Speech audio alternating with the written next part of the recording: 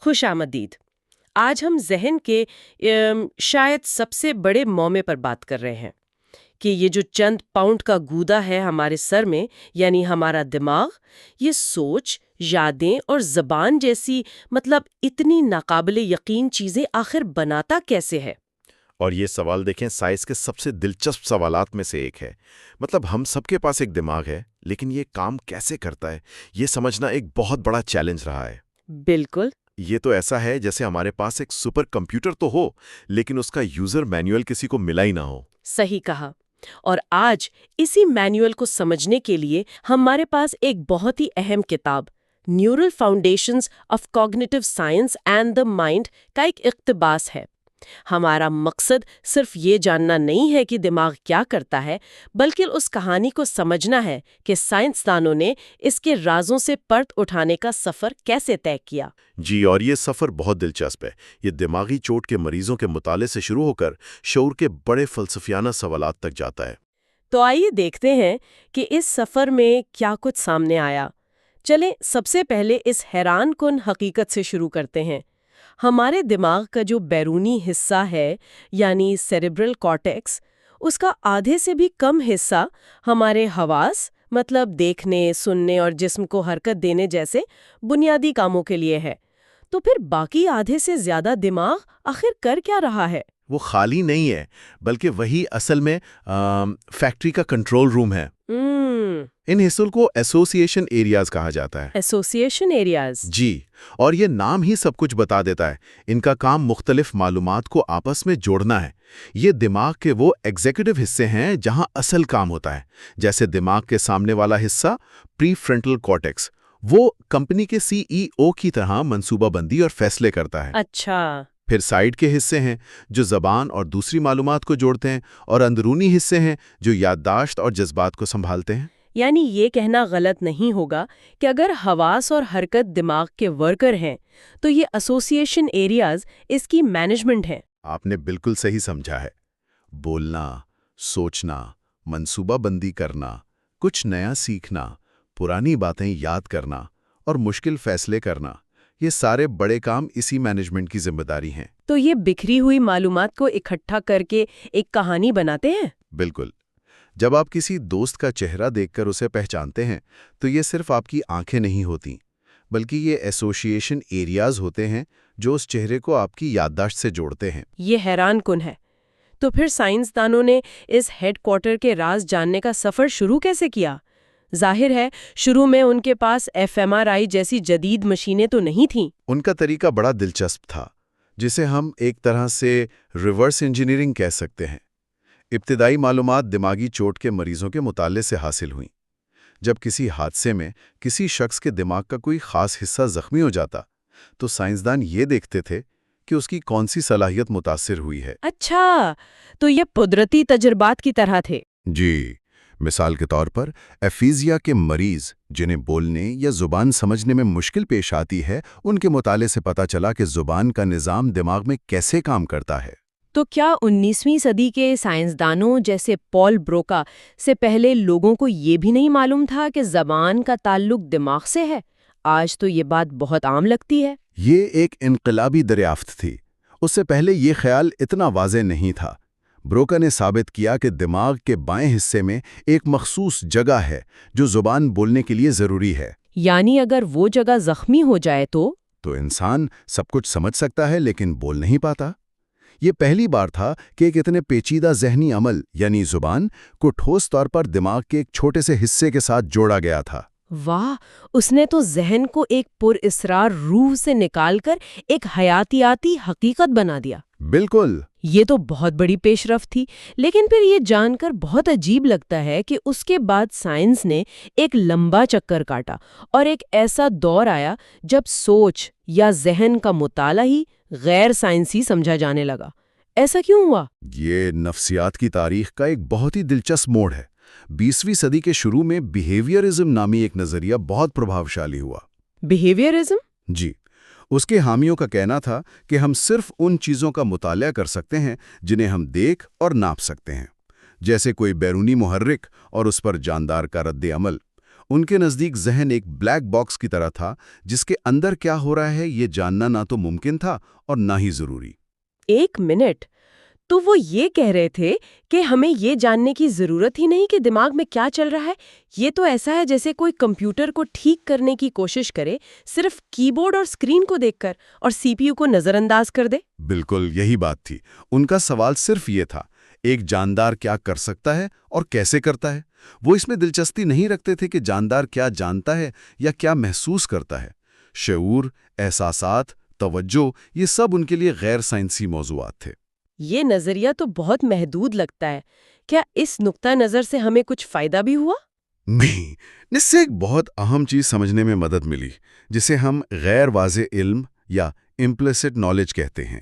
غیر واضح علم؟ جی، یہ وہ علم ہے جو ہماری مہارتوں اور عادتوں میں چھپا ہوتا ہے، جیسے سائیکل چلانا، تیرنا یا گٹار بجانا۔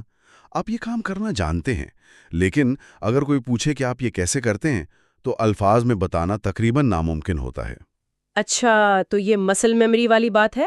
ایک طرح سے جی، بیہیویئرزم نے یہ سمجھنے میں مدد کی کہ ہم مشق کے ذریعے ایسی مہارتیں کیسے سیکھتے ہیں۔ ٹھیک ہے، لیکن جب میں یہ فیصلہ کرتی ہوں کہ مجھے دکان پر جا کر دودھ خریدنا ہے تو یہ کوئی عادت نہیں ہے، یہ تو ایک منصوبہ ہے۔ بیہیویئرزم اس کی وضاحت کیسے کرتا ہوگا؟ یہاں آ کر تو یہ نظریہ پھنس جاتا ہوگا۔ اور یہی آ کر وہ بری طرح ناکام ہوا۔ انسان اور جانور صرف عادتوں کے غلام نہیں ہیں۔ ہم حقائق جانتے ہیں، ہمیں واقعات یاد رہتے ہیں اور ہمیں جگہوں کا علم ہوتا ہے۔ اسے واضح علم یا ایکسپلیسٹ نالج کہتے ہیں۔ یعنی وہ علم جسے ہم شعوری طور پر یاد کر سکتے ہیں۔ بالکل، جیسے یہ جاننا کہ پاکستان کا دارالحکومت اسلام آباد ہے، یہ کیسے کا علم نہیں بلکہ کیا کا علم ہے۔ تو سائنس واپس اس بلیک باکس کے اندر دیکھنے پر کیسے مجبور ہوئی؟ وہ کون سا تجربہ تھا جس نے بیہیویئرزم کی دیوار میں دراڑ ڈالی؟ اس کا سہرا ایڈورڈ ٹولمین نامی سائنسدان کے سر جاتا ہے، جنہوں نے چوہوں پر کچھ شاندار تجربات کیے۔ انہوں نے ایک چوہے کو ایک بھول بھلیاں میں پنیر تک پہنچنے کا ایک راستہ سکھایا، پھر انہوں نے وہ راستہ بند کر دیا۔ ٹھیک ہے۔ بیہیویئرزم کے مطابق چوہے کو اب بے ترتیب کوششیں کرنی چاہیے تھیں، لیکن ٹولمن نے دیکھا کہ چوہا ایسا نہیں کرتا۔ وہ ایک لمحے کے لیے رکتا ہے اور پھر فوراً ایک نیا سب سے چھوٹا راستہ اختیار کر لیتا ہے، چاہے اس نے وہ راستہ پہلے کبھی استعمال نہ کیا ہو؟ جی، چاہے اس نے وہ راستہ پہلے کبھی استعمال نہ کیا ہو۔ واہ! تو اس کے پاس صرف بائیں مڑو دائیں مڑو کی ہدایات نہیں تھیں، بلکہ اس کے ذہن میں پوری بھول بھلیا کا ایک نقشہ تھا۔ بالکل، ایک طرح کا اندرونی گوگل میپس۔ آپ بالکل صحیح کہہ رہے ہیں۔ ٹولمن نے اسے کوگنیٹو میپ کا نام دیا۔ Cognitive map. اس سے یہ ثابت ہوا کہ چوہے کے دماغ میں صرف رد عمل نہیں بلکہ دنیا کی ایک نمائندگی، ایک ماڈل موجود ہے، اور یہی وہ صلاحیت ہے جو ہمیں سوچنے اور منصوبہ بندی کرنے کے قابل بناتی ہے۔ اس ایک دریافت نے بیہیویئرزم کی بنیادیں ہلا دیں۔ یہ تو ایک بہت بڑا دھچکا ہوگا اس وقت کے ماہرین کے لیے۔ اس نے تو ذہن کے بارے میں سوالات کی ایک نئی دنیا کھول دی ہوگی۔ جی، اس نے ذہن کے مطالعے کا پورا میدان ہی بدل دیا۔ اب سائنسدانوں کے سامنے نئے اور گہرے سوالات تھے۔ دماغ میں یہ نقشے اور یادیں کیسے محفوظ ہوتی ہیں؟ واضح علم اور غیر واضح علم میں دماغی سطح پر کیا فرق ہے؟ جی، اور یہ کہ ہمارے لاشعوری ذہنی عمل ہمارے شعوری فیصلوں پر کیسے اثر انداز ہوتے ہیں؟ اور پھر سب سے بڑا سوال، ہمیں یہ احساس کیسے ہوتا ہے کہ میں موجود ہوں؟ یہ خود آگاہی کہاں سے آتی ہے؟ تو ہم دماغی چوٹ کے مریضوں سے شروع ہو کر ان بڑے فلسفیانہ سوالات تک پہنچ گئے۔ آج کے سائنسدان ان گہرے سوالات کے جوابات کیسے تلاش کر رہے ہیں؟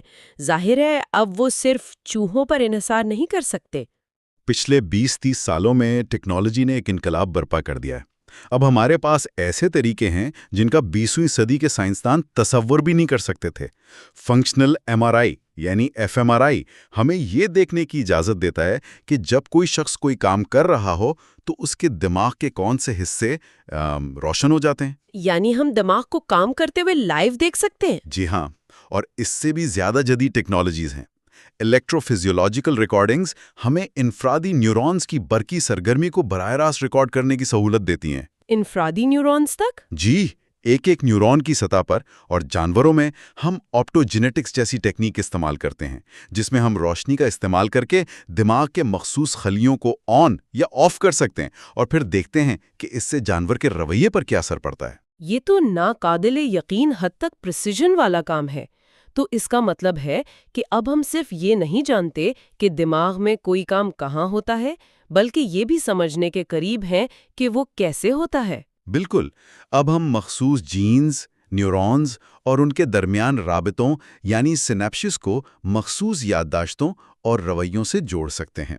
हम ये देख सकते हैं कि जब कोई नई याद बनती है तो दो न्यूरॉन्स के दरमियान राबते में क्या जिस्मानी तब्दीली आती है। वाह! ये हमें सिर्फ मकाम नहीं बल्कि इस काम का पूरा मैकेनिज्म समझने में मदद देता है। तो इस तमाम तहकीक की बुनियाद पर इस शोबे का मुस्तकबिल क्या है?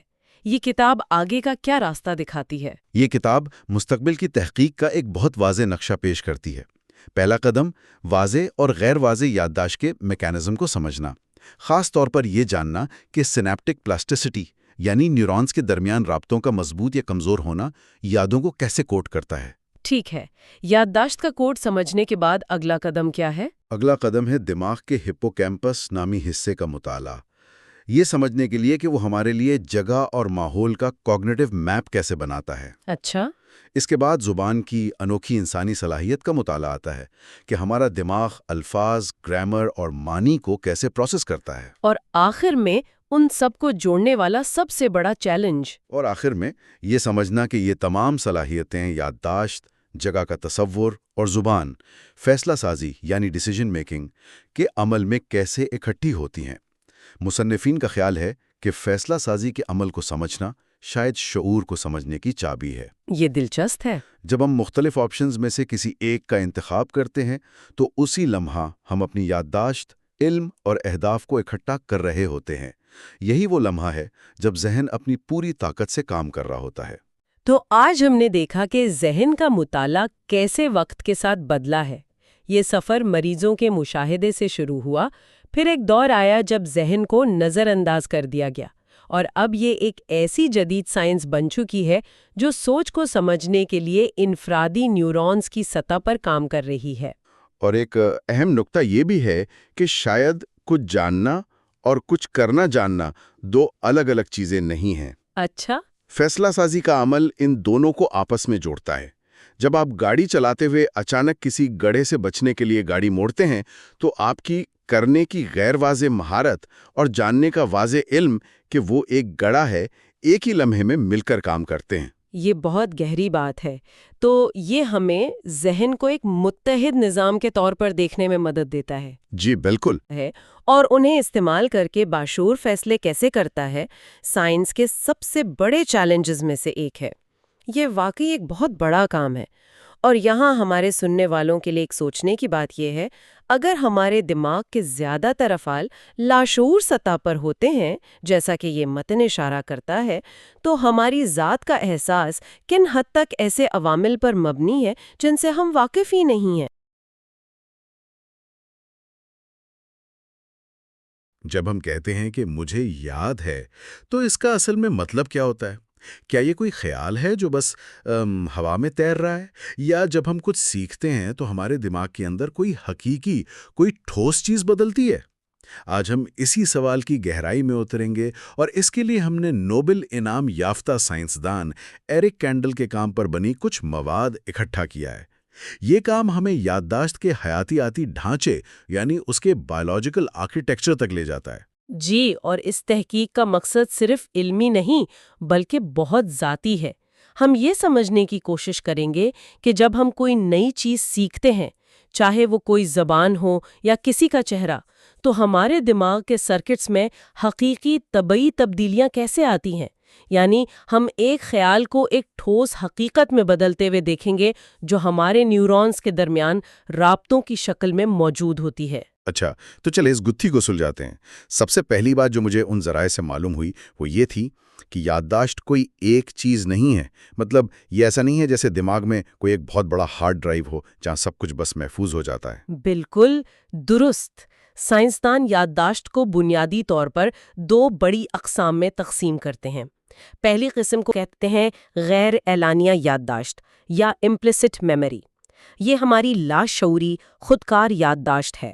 اس میں وہ تمام مہارتیں، عادات اور مشروط رد عمل شامل ہیں جو ہم بغیر سوچے سمجھے انجام دیتے ہیں۔ اچھا، تو یہ وہ لاشعوری یادیں ہیں؟ جی، اس نظام میں دماغ کے کئی حصے شامل ہوتے ہیں، جیسے سیریبیلم، اسٹرائٹم اور امیگڈالا۔ اس کی سب سے عام مثال سائیکل چلانا ہے۔ کوئی یہ شعوری طور پر یاد نہیں کرتا کہ پیڈل کیسے گھمانا ہے یا توازن کیسے رکھنا ہے نا؟ بالکل، بس وہ سائیکل پر بیٹھتا ہے اور جسم خود ہی سب کچھ کر لیتا ہے۔ یہی اس کی خوبصورتی ہے۔ یہ یادیں اتنی گہری ہوتی ہیں کہ وہ ہمارے وجود کا حصہ بن جاتی ہیں۔ تو جب لوگ کہتے ہیں کہ یہ عادت میرے خون میں شامل ہو گئی ہے، تو وہ حیاتیاتی طور پر ایک طرح سے درست کہہ رہے ہوتے ہیں؟ ایک طرح سے جی ہاں، وہ عادت ان کے اسٹرائٹم کے سرکٹس میں مضبوطی سے جڑ چکی ہوتی ہے۔ اب دوسری قسم ہے جسے اعلانیہ یادداشت یا ایکسپلسٹ میموری کہتے ہیں۔ یہ وہ یادداشت ہے جس تک ہم شعوری طور پر رسائی حاصل کرتے ہیں، مطلب حقائق اور واقعات کو یاد کرنا۔ اچھا، تو اس میں بھی مزید قسمیں ہیں، ہے نا؟ جیسے کسی حقیقت کو جاننا اور کسی واقعے کو یاد کرنا، یہ دو الگ الگ چیزیں لگتی ہیں؟ جی ہاں، آپ نے صحیح پکڑا۔ اعلانیہ یادداشت خود دو حصوں میں بٹی ہوئی ہے۔ ایک ہے سیمانٹک میموری، یعنی حقائق کی یادداشت، جیسے یہ جاننا کہ کراچی پاکستان کا سب سے بڑا شہر ہے۔ اور دوسری ہے ایپیسوڈک میموری، یعنی واقعات کی یادداشت، جیسے یہ یاد کرنا کہ گزشتہ ہفتے میں نے کراچی کے ساحل پر غروب آفتاب دیکھا تھا۔ ان دونوں کا مرکز دماغ کا ایک خاص حصہ ہے جسے میڈیل ٹیمپورل لوب کہتے ہیں، اور اس نظام کا جو بادشاہ ہے وہ ہے ہپوکیمپس۔ اور یہیں سے بات بہت دلچسپ ہو جاتی ہے، کیونکہ یادداشت کے بارے میں ہماری زیادہ تر جدید سمجھ ایک ہی شخص کی کہانی سے آئی ہے۔ جی، ایچ ایم کے کیس سے۔ ہاں، ایک مریض جسے تاریخ میں صرف ایچ ایم کے نام سے جانا جاتا ہے، اس نے نیورو سائنس میں ایک انقلاب برپا کر دیا تھا۔ یہ ایک غیر معمولی اور افسوسناک کیس تھا۔ ایچ ایم کو شدید مرغی کے دورے پڑتے تھے جو کسی دوا سے کنٹرول نہیں ہو رہے تھے۔ تو 1953 میں جب وہ 27 سال کا تھا، ڈاکٹروں نے ایک تجرباتی سرجری کی۔ اس سرجری میں انہوں نے اس کے دماغ کے دونوں طرف سے میڈیل ٹیمپورل لوب کا بڑا حصہ بشمول ہپوکیمپس نکال دیا۔ سرجری مرغی کے لیے تو کامیاب رہی، لیکن اس کا ایک ایسا اثر ہوا جس کی کسی کو توقع نہیں تھی۔ ایچ ایم وہ نئی اعلانیہ یادیں بنانے کی صلاحیت مطلب مکمل طور پر کھو بیٹھا۔ ایک منٹ، یہ بات سمجھ نہیں آئی۔ جب آپ کہتی ہیں کہ وہ نئی یادیں بنانے کی صلاحیت کھو بیٹھا تھا، تو اس کا کیا مطلب ہے؟ کیا اسے پرانی باتیں یاد تھیں؟ یہ بہت ہی اہم سوال ہے۔ اس کی پرانی یادیں جو سرجری سے کئی سال پہلے کی تھیں، وہ بڑی حد تک محفوظ تھیں۔ اسے اپنا بچپن یاد تھا، وہ اپنے والدین کو پہچانتا تھا، لیکن سرجری کے بعد وہ ایک مستقل حال میں قید ہو گیا۔ وہ کسی نئے شخص سے ملتا تو چند منٹ بعد اسے بھول جاتا۔ وہ ہر صبح اٹھتا تو اسے لگتا کہ وہ ابھی تک 1953 میں ہے۔ یہ تو بہت خوفناک ہے۔ وہ ہر روز ایک ہی اخبار پڑھ سکتا تھا اور اسے وہ ہر بار نیا لگتا، کیونکہ اسے یاد ہی نہیں رہتا تھا کہ وہ اسے پہلے پڑھ چکا ہے۔ لیکن یہاں ایک حیران کن دریافت ہوئی جس کا ذکر ان ذرائع میں بار بار کیا گیا ہے۔ اگرچہ ایچ ایم نئے حقائق یا واقعات یاد نہیں رکھ سکتا تھا، لیکن وہ اب بھی نئی موٹر مہارتیں یعنی غیر اعلانیہ یادیں سیکھ سکتا تھا۔ بالکل، ایک بہت مشہور تجربہ تھا۔ اسے ایک ستارہ دیکھ کر اس کی لکیروں کے اندر ایک اور شکل بنانی تھی، لیکن وہ ستارے کو براہ راست نہیں بلکہ ایک آئینے میں اس کا عکس دیکھ کر بنا سکتا تھا۔ اچھا، یہ تو کافی مشکل کام ہے۔ جی، اور پہلی کوشش میں ہر کوئی بہت سے غلطیاں کرتا ہے۔ ہر روز جب ایچ ایم کو یہ ٹاسک دیا جاتا تو اسے بالکل یاد ہی نہیں ہوتا تھا کہ اس نے یہ پہلے کبھی کیا ہے۔ وہ ہر بار کہتا، یہ تو میں نے پہلے کبھی نہیں کیا۔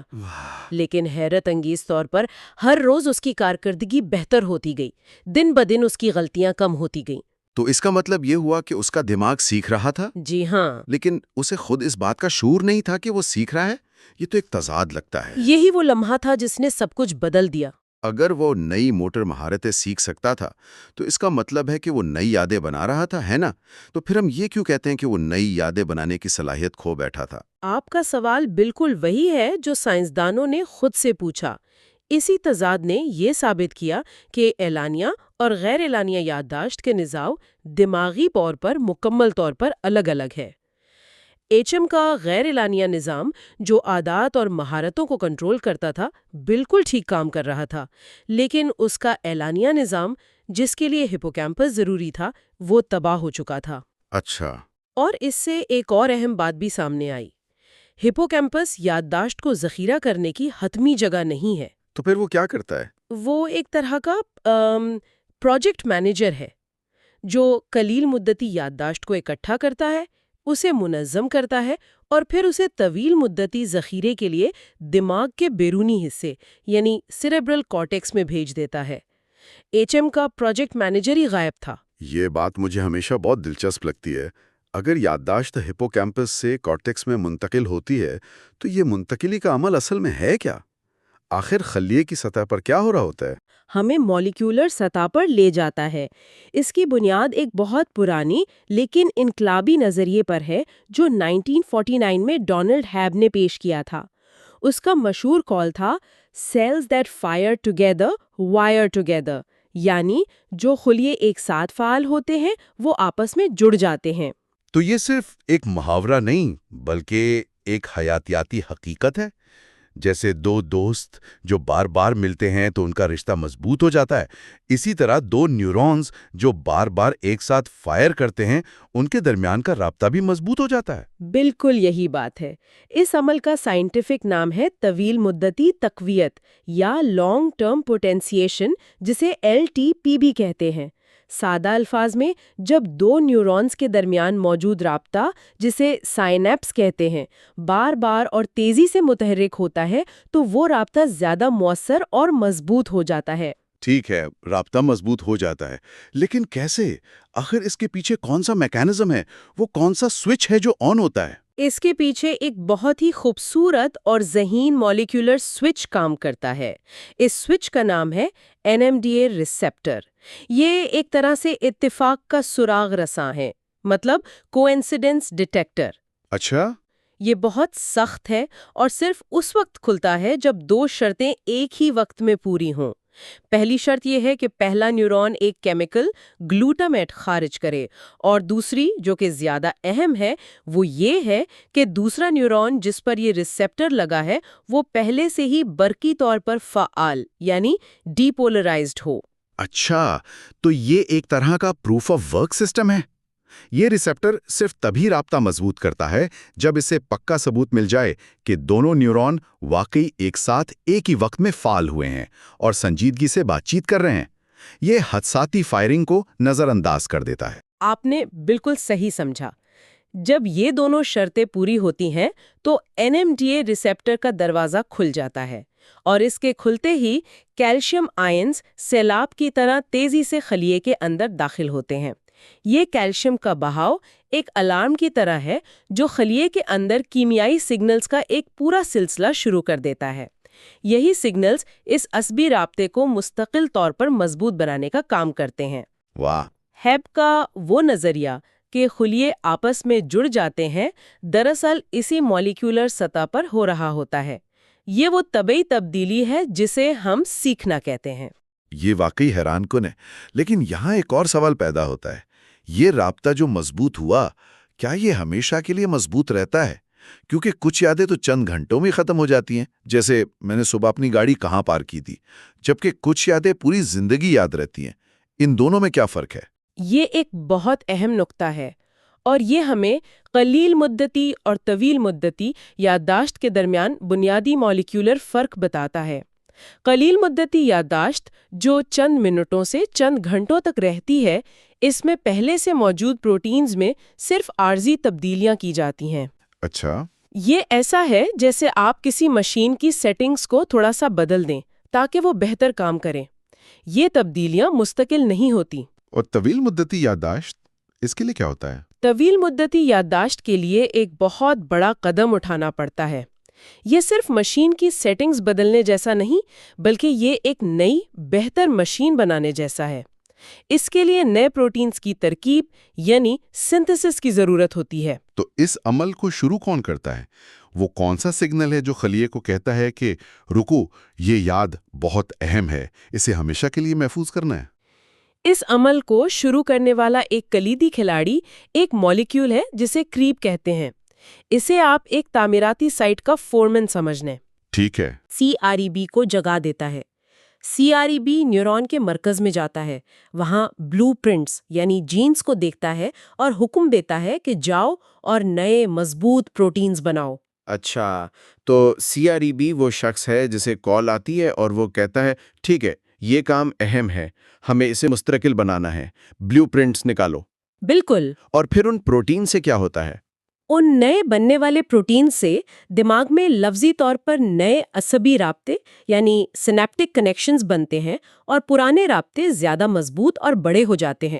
اس کا مطلب بہت گہرا ہے۔ طویل مدتی یادداشت صرف ایک کیمیائی تبدیلی نہیں، یہ دراصل دماغ کی ساخت میں ایک طبعی جسمانی تبدیلی ہے۔ یعنی ہمارا دماغ ہمارے تجربات کی بنیاد پر مسلسل خود کو ریوائر کر رہا ہے۔ جی، یادداشت صرف ایک احساس یا خیال نہیں، بلکہ ہمارے دماغ کا ایک تعمیراتی منصوبہ ہے جو ہر لمحہ بدل رہا ہے۔ واہ! تو ہم نے ایک فلسفیانہ سوال سے سفر شروع کیا تھا کہ یادداشت کیا ہے؟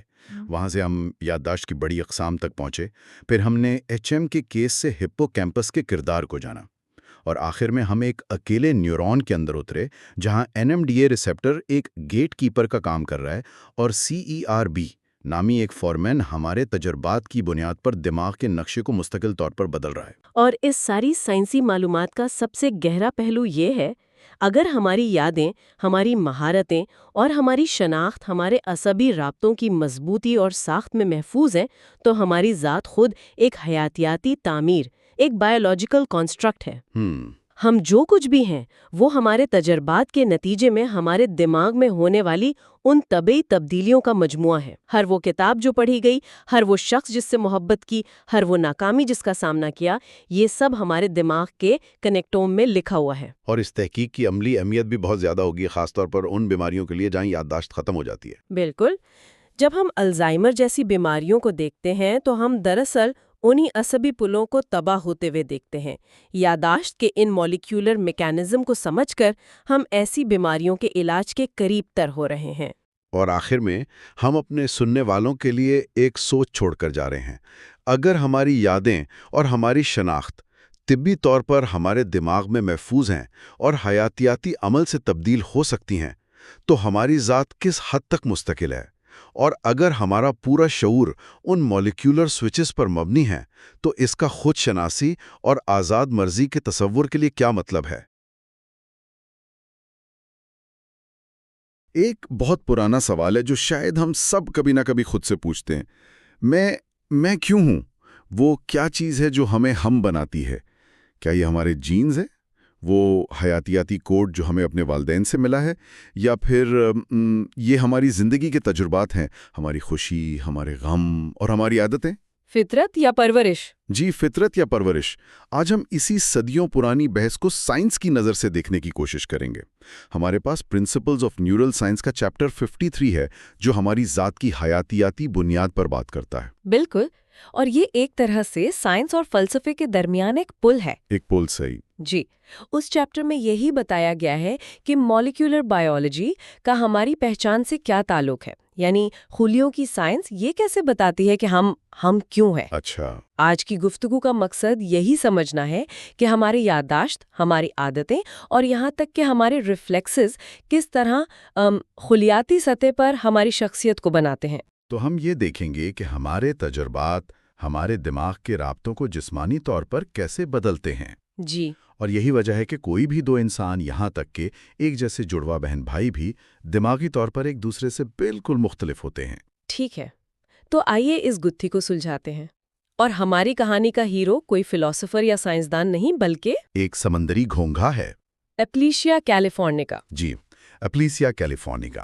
یہ سننے میں شاید تھوڑا عجیب لگے، لیکن نوبل انعام یافتہ سائنسدان ایرک کینڈل کی تحقیق نے اسی سادہ سے جاندار کے ذریعے ہمیں انسانی یادداشت کے بارے میں بہت کچھ سکھایا۔ اس میں کمال کی بات یہ ہے کہ اس گھونگے کا اعصابی نظام بہت سادہ ہے، صرف 20,000 نیورونز۔ ہمارے اربوں نیورونز کے مقابلے میں تو کچھ بھی نہیں۔ کچھ بھی نہیں، لیکن یہ گھونگا سیکھنے کی وہی بنیادی شکلیں دکھاتا ہے جو ہم انسان دکھاتے ہیں۔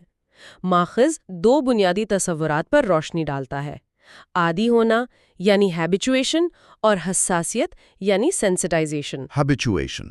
جی، عادی ہونا ایک بہت عام عمل ہے۔ سوچیں، آپ کسی نئے گھر میں جاتے ہیں جہاں قریب ہی ریلوے لائن ہے۔ اچھا۔ پہلے کچھ دن آپ کو ہر ٹرین کی آواز پریشان کرے گی، لیکن کچھ ہفتوں بعد آپ کا دماغ اس آواز کو نظر انداز کرنا سیکھ جائے گا۔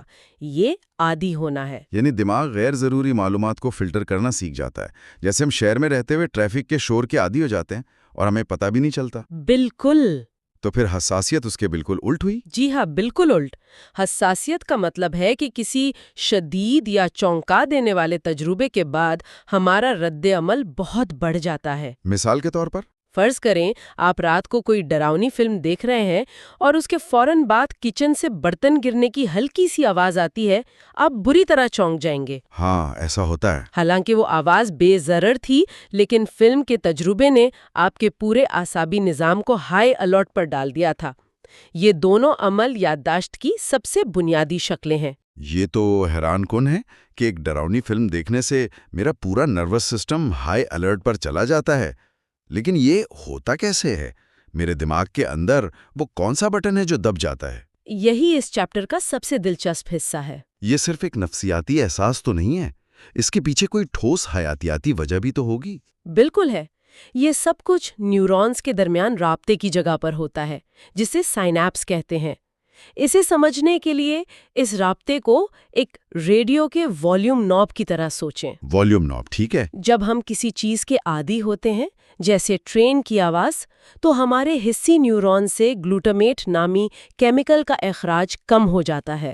سگنل تو آ رہا ہے، لیکن دماغ نے اس کا والیوم اتنا کم کر دیا ہے کہ اس پر توجہ دینے کی ضرورت محسوس نہیں ہوتی۔ واہ، تو دماغ غیر ضروری شور کو کم کرنے کے لیے اس کا والیوم خود ہی گھما دیتا ہے۔ یہ تو بہت زبردست نظام ہے۔ جی۔ اور حساسیت میں کیا ہوتا ہے؟ کیا والیوم فل کر دیا جاتا ہے؟ بالکل۔ حساسیت کا عمل تھوڑا زیادہ پیچیدہ ہے۔ اس میں ایک تیسرا نیورون، جسے انٹر نیورون کہتے ہیں، وہ شامل ہوتا ہے۔ اچھا۔ جب کوئی چونکانے والا واقعہ ہوتا ہے تو یہ نیورون ایک اور کیمیکل خارج کرتا ہے، جسے سیروٹونن کہتے ہیں۔ سیروٹونن۔ جی۔ اب یہاں ایک اور مثال استعمال کرتے ہیں۔ نیورون کے سگنل بھیجنے والے حصے کو ایک دروازے کی طرح سوچیں۔ عام طور پر سگنل آتا ہے اور دروازہ تھوڑی دیر کے لیے کھل کر بند ہو جاتا ہے۔ ٹھیک ہے۔ لیکن جب سیروٹونن آتا ہے تو وہ اس دروازے کے قبضوں پر جیسے تیل لگا دیتا ہے، تاکہ اگلی بار سگنل آنے پر وہ دروازہ زیادہ دیر تک کھلا رہے اور ایک بہت بڑا طاقتور سگنل اندر جائے۔ مطلب ڈراؤنی فلم دیکھنے سے میرے دماغ میں سیروٹونن نے میرے نیورونز کے دروازوں کے قبضوں پر تیل لگا دیا۔ جی۔ اور پھر جب برتن گرنے کی آواز آئی تو وہ دروازے پوری طرح کھل گئے اور میں اچھل پڑا۔ بالکل۔ یہ تو صرف ایک احساس نہیں، یہ تو ایک حقیقی کیمیائی تبدیلی ہے۔ جی، یہ ایک ٹھوس جسمانی تبدیلی ہے، اور یہی نقطہ ہمیں انفرادیت کی طرف لے جاتا ہے۔ ماخذ کہتا ہے کہ دماغ کوئی ساکت عضو نہیں بلکہ ایک ڈائنامک آرگن ہے، یعنی ایک ہر لمحہ بدلتا ہوا نظام۔ Dynamic organ? ہماری ہر عادت، ہر تجربہ اور ہر سیکھی ہوئی مہارت ہمارے دماغ کے اندر موجود ان رابطوں کو جسمانی طور پر تبدیل کرتی ہے۔ اس چیپٹر میں انفرادیت کی 3 سطحیں بیان کی گئی ہیں۔ ٹھیک ہے، ایک ایک کر کے ان کو سمجھتے ہیں۔ پہلی سطح کیا ہے؟ پہلی سطح ہے ایپی جینیٹک ترمیم، یعنی ایپی جینیٹک ماڈیفیکیشن۔ یہ تو کافی گہرا تصور لگتا ہے، لیکن آسان لفظوں میں اس کا مطلب یہ ہے کہ ہمارے تجربات، مثلاً شدید تناؤ یا بچپن کا ماحول، ہمارے ڈی این اے کے کوڈ کو تو نہیں بدلتے۔ اچھا۔ لیکن وہ اس پر چھوٹے چھوٹے کیمیائی ٹیگ لگا سکتے ہیں۔ یہ ٹیگ ایک طرح سے سوئچ کا کام کرتے ہیں جو کچھ جینز کو آن یا آف کر دیتے ہیں۔ تو دو جڑواں بہن بھائی جن کا ڈی این اے ایک جیسا ہو، مختلف تجربات کی وجہ سے ان کے جینز مختلف طریقے سے کام کر سکتے ہیں؟ بالکل، یہی وجہ ہے۔ اچھا، تو پہلا طریقہ یہ ہے کہ ہمارے تجربات ہمارے جینز کے لیے انسٹرکشن مینول کو بدل دیتے ہیں۔ اس کے علاوہ دماغ کیسے بدلتا ہے؟ کیا وہ جسمانی طور پر بھی اپنی شکل بدلتا ہے؟ جی ہاں، بالکل، اور یہی دوسری سطح ہے، ساختی لچک یا اسٹرکچرل پلاسٹیسٹی۔ ساختی لچک۔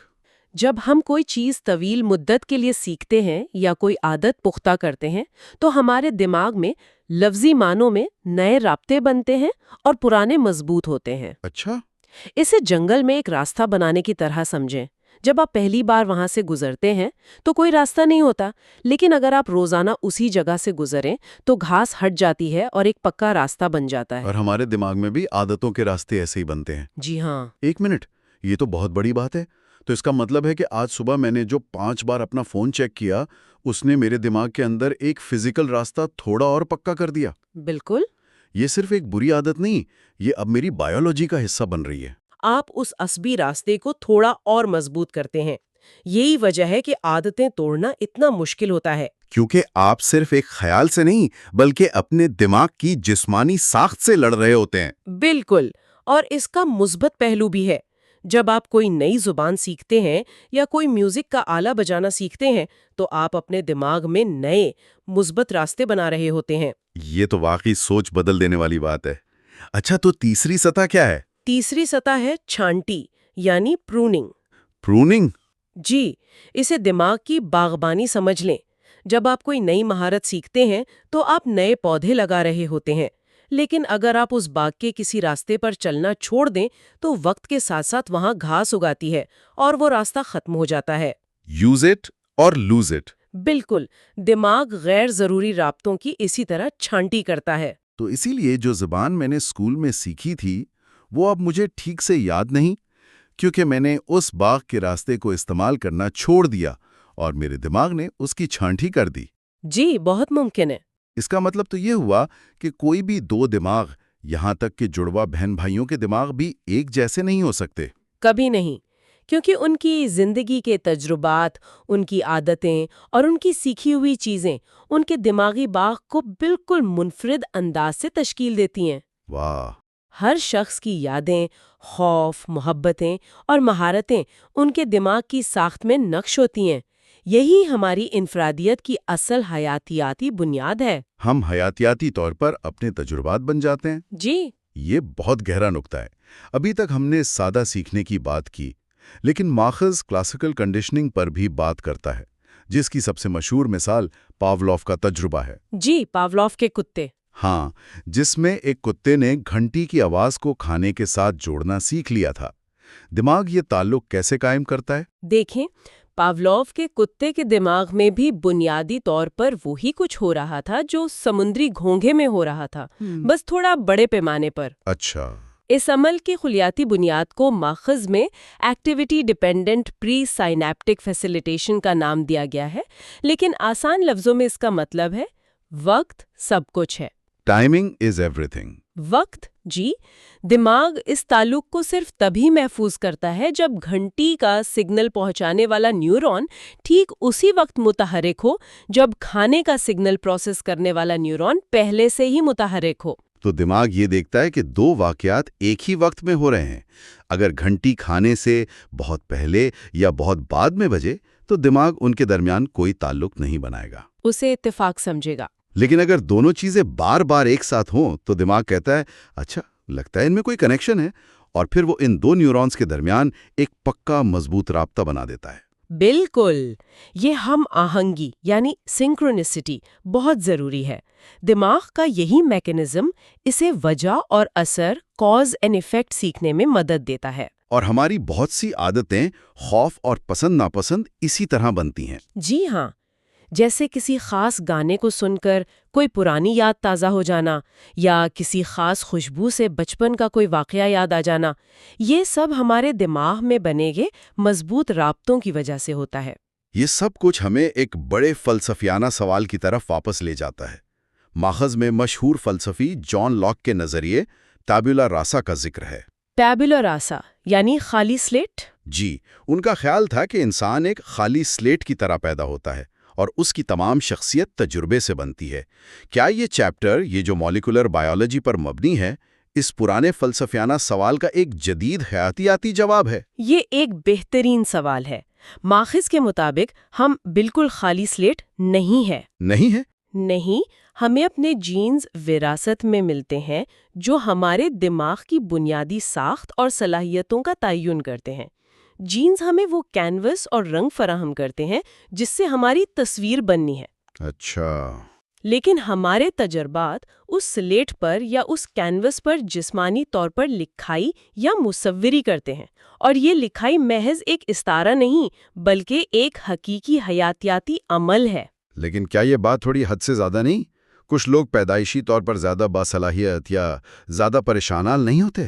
جینز کا کردار صرف بنیادی ساخت تک ہی محدود تو نہیں ہو سکتا؟ آپ کا نقطہ بالکل درست ہے۔ یہ بحث کا ایک اہم پہلو ہے۔ جینز صرف بنیادی ساخت ہی نہیں دیتے بلکہ وہ ہمارے رجحانات یعنی پری ڈسپوزیشنز بھی طے کرتے ہیں۔ رجحانات؟ جی، مثلاً کچھ لوگوں کے جینز انہیں دوسروں کے مقابلے میں زیادہ بے چین یا زیادہ خوش مزاج بنا سکتے ہیں، لیکن یہ صرف ایک رجحان ہے، کوئی تقدیر نہیں۔ اچھا۔ ماحول اور تجربات ان رجحانات کو یا تو بڑھا سکتے ہیں یا کم کر سکتے ہیں۔ آپ کے پاس دنیا کے بہترین رنگ ہو سکتے ہیں، لیکن اگر آپ پینٹ کرنا نہیں سیکھتے تو کینوس خالی رہے گا۔ اسی طرح تجربات ہمارے جینیاتی پوٹینشل کو حقیقت میں بدلتے ہیں۔ واہ، تو ہمارا دماغ ایک طرح سے زندہ مٹی کی طرح ہے جسے ہمارے جینز نے ایک بنیادی شکل دی ہے، لیکن ہمارے تجربات، ہماری عادتیں اور ہمارے فیصلے اسے ہر روز ایک نئی شکل دیتے ہیں۔ بالکل۔ اس کا مطلب تو یہ ہوا کہ ہماری شخصیت، ہماری ذات کوئی ایسی چیز نہیں جو پیدائش کے وقت طے ہو گئی ہو اور پھر بدلے نا۔ بالکل۔ ماخوذ کا حتمی پیغام یہی ہے کہ ہمارا سیلف کوئی جامد یا ساکت چیز نہیں ہے۔ ہم حیاتیاتی طور پر اپنے مضبوط ہونے والے عصبی رابطوں یعنی ری انفورسڈ سینپسز کا مجموعہ ہیں۔ جیسے گاڑی چلانا سیکھنا۔ جی، جیسے میں نے جب پہلی بار گاڑی چلانا سیکھی تو ہر چیز پر دھیان دینا پڑتا تھا، گیئر، کلچ، سٹیئرنگ، لیکن اب سالوں بعد میرے ہاتھ اور پاؤں خود بخود کام کرتے ہیں۔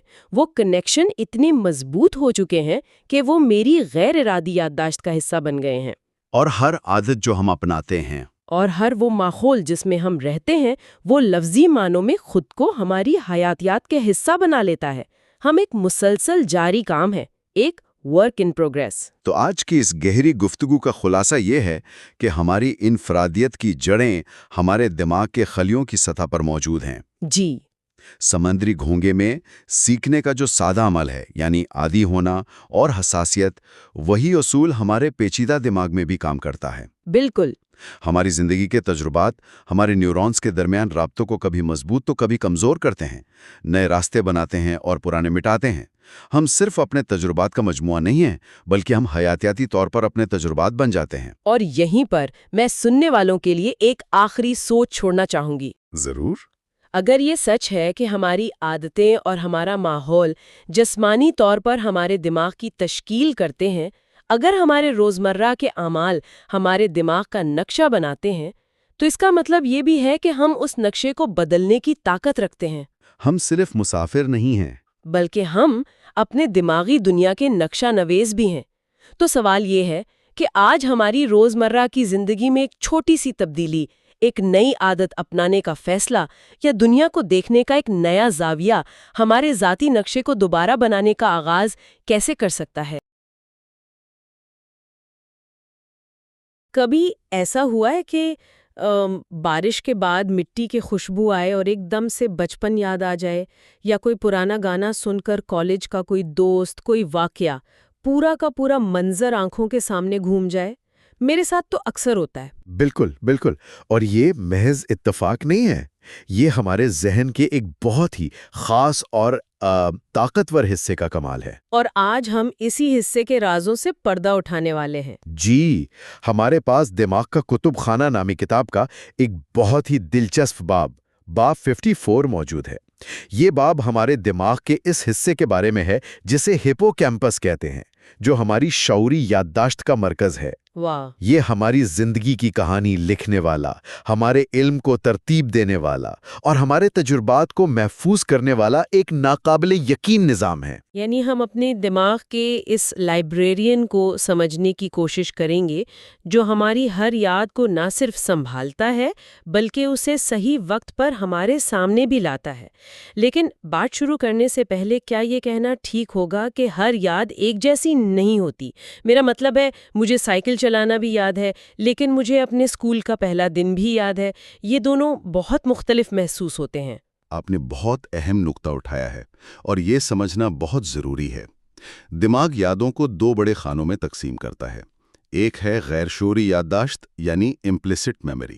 اچھا، اس میں آپ کی مہارتیں آتی ہیں، جیسے سائیکل چلانا یا گاڑی چلانا۔ آپ یہ کام سوچے سمجھے بغیر کرتے ہیں نا؟ جی بالکل۔ لیکن آج ہماری گفتگو کا مرکز ہے شعوری یادداشت یعنی ایکسپلیسٹ میموری۔ یہ وہ یادیں ہیں جن کا تعلق جاننے سے ہے۔ یہ وہ یادیں ہیں جنہیں آپ الفاظ میں بیان کر سکتے ہیں، اور یہی وہ نظام ہے جو ہماری شخصیت اور ہماری ذات کی کہانی لکھتا ہے۔ ٹھیک ہے، تو آئیے اس شعوری یادداشت کی گہرائی میں اترتے ہیں۔ کتاب اسے مزید دو حصوں میں تقسیم کرتی ہے جو کہ بہت دلچسپ ہے۔ پہلی قسم ہے ایپیسوڈک میموری۔ کتاب کے مصنف اسے ذہنی ٹائم ٹریول کہتے ہیں، یعنی ماضی کے کسی بھی لمحے کو اپنے ذہن میں دوبارہ جینے کی صلاحیت، جیسے آپ کی شادی کا دن یا کوئی خاص چھٹی۔ یہ صرف حقائق نہیں، یہ پورے تجربات ہیں۔ بالکل۔ ایپیسوڈک میموری میں جذبات، جگہیں، آوازیں، سب کچھ شامل ہوتا ہے۔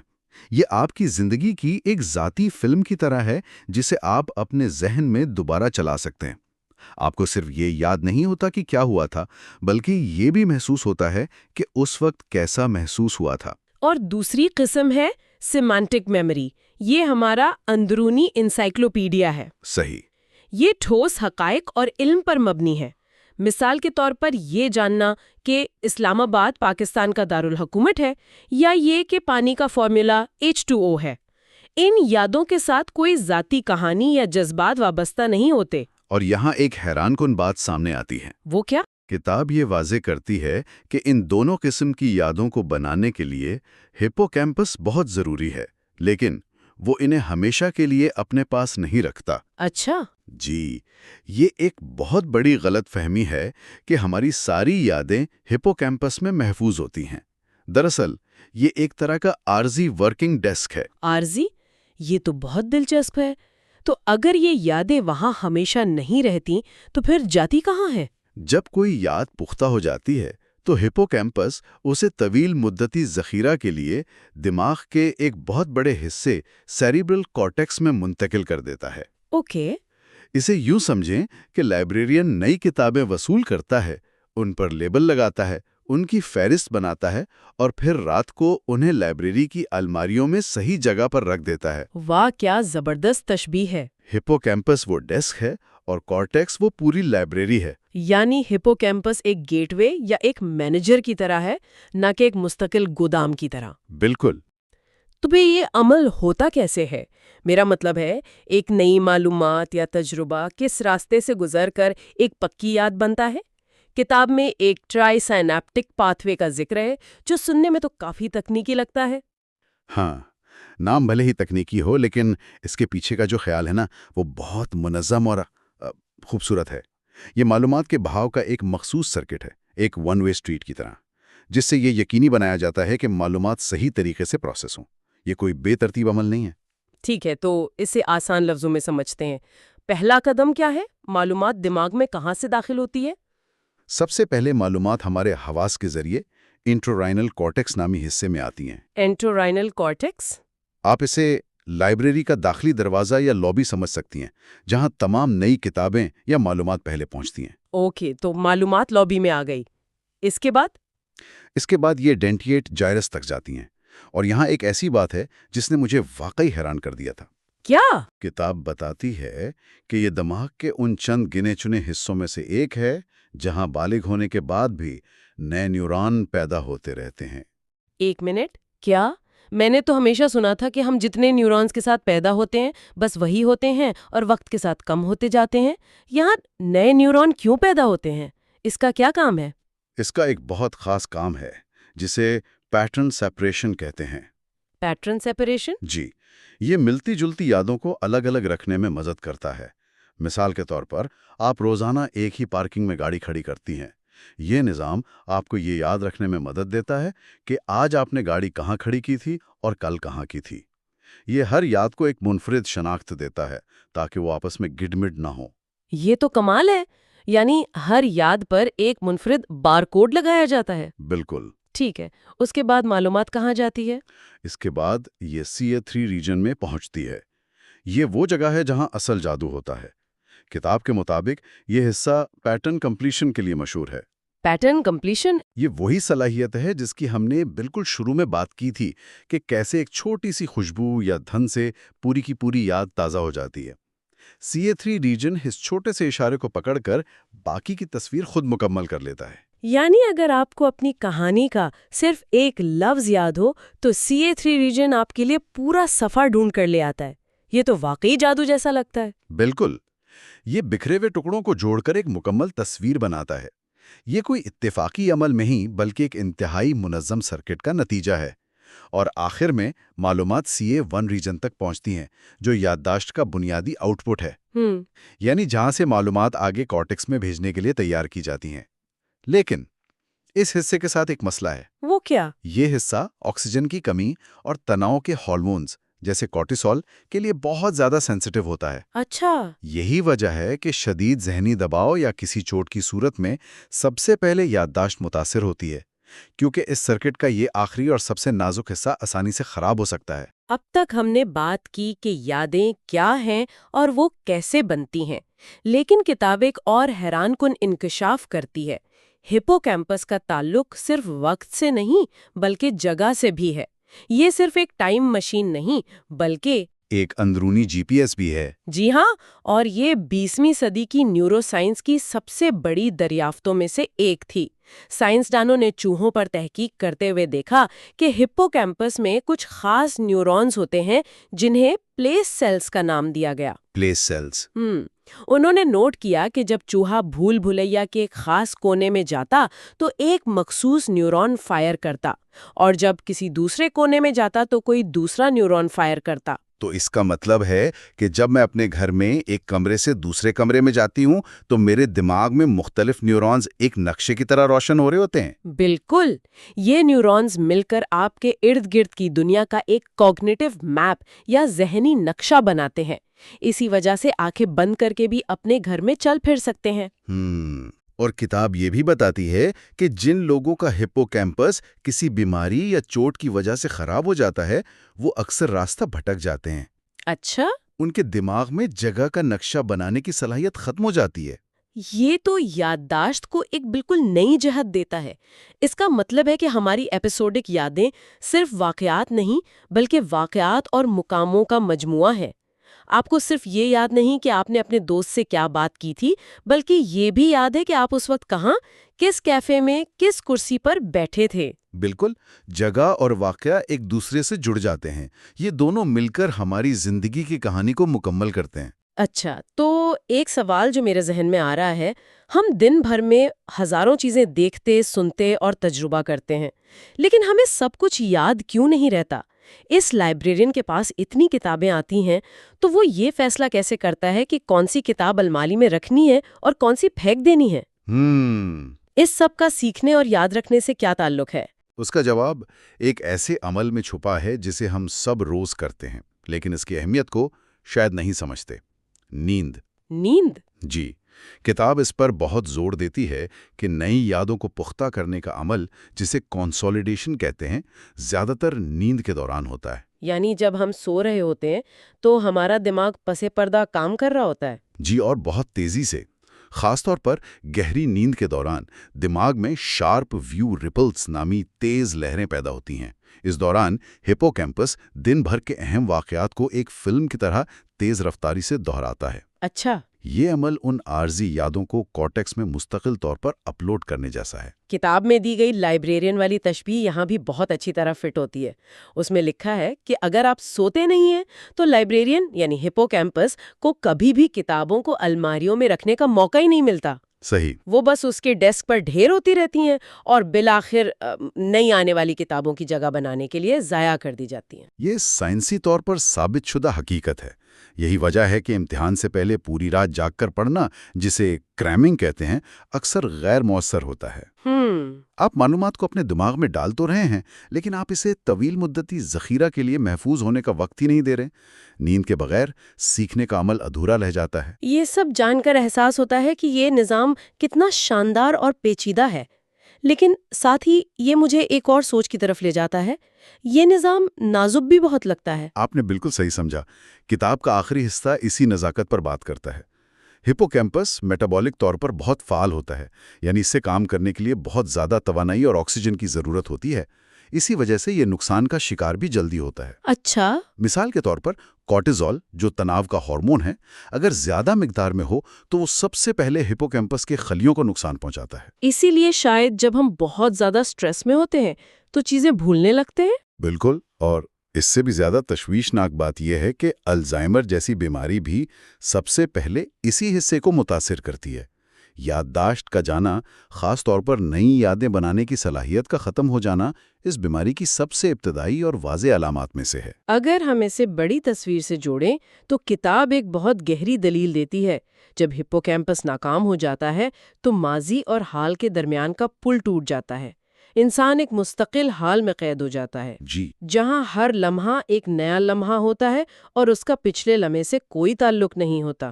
یہ ایک بہت خوفناک خیال ہے۔ اور اس سے بھی آگے بڑھ کر اس سے خودی یا ذات کا احساس تحلیل ہونے لگتا ہے۔ خودی کا احساس؟ کیونکہ ہماری ذات کیا ہے؟ یہ ہماری یادوں، ہمارے تجربات، ہماری سیکھی ہوئی باتوں اور ہماری ذاتی کہانی کا مجموعہ ہی تو ہے۔ جی۔ جب کسی کی اپنی تاریخ تک رسائی ختم ہو جاتی ہے تو اس کا اپنا وجود ہی ایک سوالیہ نشان بن جاتا ہے۔ واہ، وہ کون ہے یہ بتانے کے لیے اس کے پاس کوئی کہانی نہیں بچتی۔ یہ تو بہت گہری بات ہے۔ اب اس ساری گفتگو کو خاص طور پر ہمارے ان سامعین سے جوڑتے ہیں جو تاریخ میں دلچسپی رکھتے ہیں۔ کتاب میں ایک شاندار جملہ ہے جو میرے خیال میں اس ساری بحث کا نچوڑ پیش کرتا ہے۔ اس میں لکھا ہے، ایک قوم کی تاریخ کتابوں میں لکھی جاتی ہے، لیکن ایک انسان کی تاریخ اس کے ہپو کیمپس میں لکھی جاتی ہے۔ یہ ایک بہت خوبصورت نکتہ ہے۔ کتاب مزید کہتی ہے، جب ہم تاریخ کا مطالعہ کرتے ہیں تو ہم اپنے دماغ کے CA3 ریجن کو استعمال کرتے ہوئے ہزاروں بکھرے ہوئے حقائق کو ایک واحد مربوط داستان میں پروتے ہیں۔ ایک اچھا مورخ ہونا دراصل ہپو کیمپل کنسولیڈیشن کا ماہر ہونا ہے۔ تو جس طرح ایک مورخ بکھرے ہوئے واقعات سے ایک قوم کی کہانی بناتا ہے، ہمارا ہپو کیمپس بھی ہماری زندگی کے بکھرے ہوئے لمحات سے ہماری اپنی ذات کی کہانی بناتا ہے۔ یہ تو ذہن کو جھنجھوڑ دینے والا خیال ہے۔ بالکل، یہ ہمیں بتاتا ہے کہ یادداشت صرف حقائق کو رٹنا نہیں ہے، بلکہ یہ معنی پیدا کرنے کا عمل ہے۔ یہ ہماری زندگی کو ایک تسلسل اور ایک شناخت دیتا ہے۔ تو اس ساری گفتگو سے ہم نے کیا سیکھا؟ ہم نے ایک خوشبو سے بات شروع کی تھی اور اب ہم ذات اور تاریخ کی تعریف پر پہنچ گئے ہیں۔ یہ واضح ہے کہ ہپو کیمپس ہمارے دماغ کا محض ایک حصہ نہیں ہے۔ یہ ہمارا لائبریرین ہے، ہماری ٹائم مشین ہے اور ہمارا اندرونی GPS ہے، سب کچھ ایک ساتھ۔ یہ ہماری ذات کا مورخ ہے۔ اور ہم نے یہ بھی دیکھا کہ نیند جیسا ایک عام سا عمل اس کہانی کو محفوظ کرنے کے لیے کتنا اہم ہے، اور یہ نظام تناؤ جیسی روزمرہ کی چیزوں سے کتنا غیر محفوظ ہے۔ یہ اس نازک حیاتیات کی ایک یاد دہانی ہے جو ہمارے پورے شعوری تجربے کی بنیاد ہے۔ بالکل۔ یہ ہمیں بتاتا ہے کہ اپنی ذہنی صحت کا خیال رکھنا دراصل اپنی تاریخ اور اپنی ذات کا خیال رکھنا ہے۔ آپ جانتے ہیں کتاب میں ماضی کے ذہنی ٹائم ٹریول کی بات کی گئی ہے۔ اس ساری گفتگو کے بعد میرے ذہن میں ایک سوال ابھر رہا ہے۔ سوچنے کے لیے ایک نکتہ یہ ہے کہ کیا دماغ کا یہی نظام جو ہمارے ماضی کو اتنی تفصیل سے دوبارہ تشکیل دیتا ہے، ہمارے مستقبل کے بارے میں تصور کرنے اور منصوبہ بندی کرنے میں بھی کوئی کردار ادا کرتا ہے؟ یہ ایک بہترین سوال ہے اور موجودہ تحقیق اسی طرف اشارہ کر رہی ہے۔ اچھا۔ ایسا لگتا ہے کہ مستقبل کا تصور کرنا کوئی بالکل نیا عمل نہیں، بلکہ یہ پرانی یادوں کو نئے اور تخلیقی طریقوں سے جوڑ کر ممکنہ منظرنامے بنانے کا ہی ایک عمل ہے۔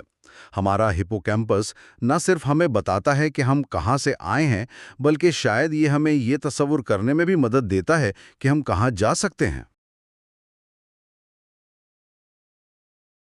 کبھی سوچا ہے کہ یہ جو آواز کی لہریں ہیں ہوا میں یا کاغذ پر بنی ہوئی لکیریں، یہ ہمارے دماغ کے اندر جا کر اتنے پیچیدہ خیالات، فلسفے اور پوری کی پوری تاریخ کی داستانوں میں کیسے بدل جاتی ہیں؟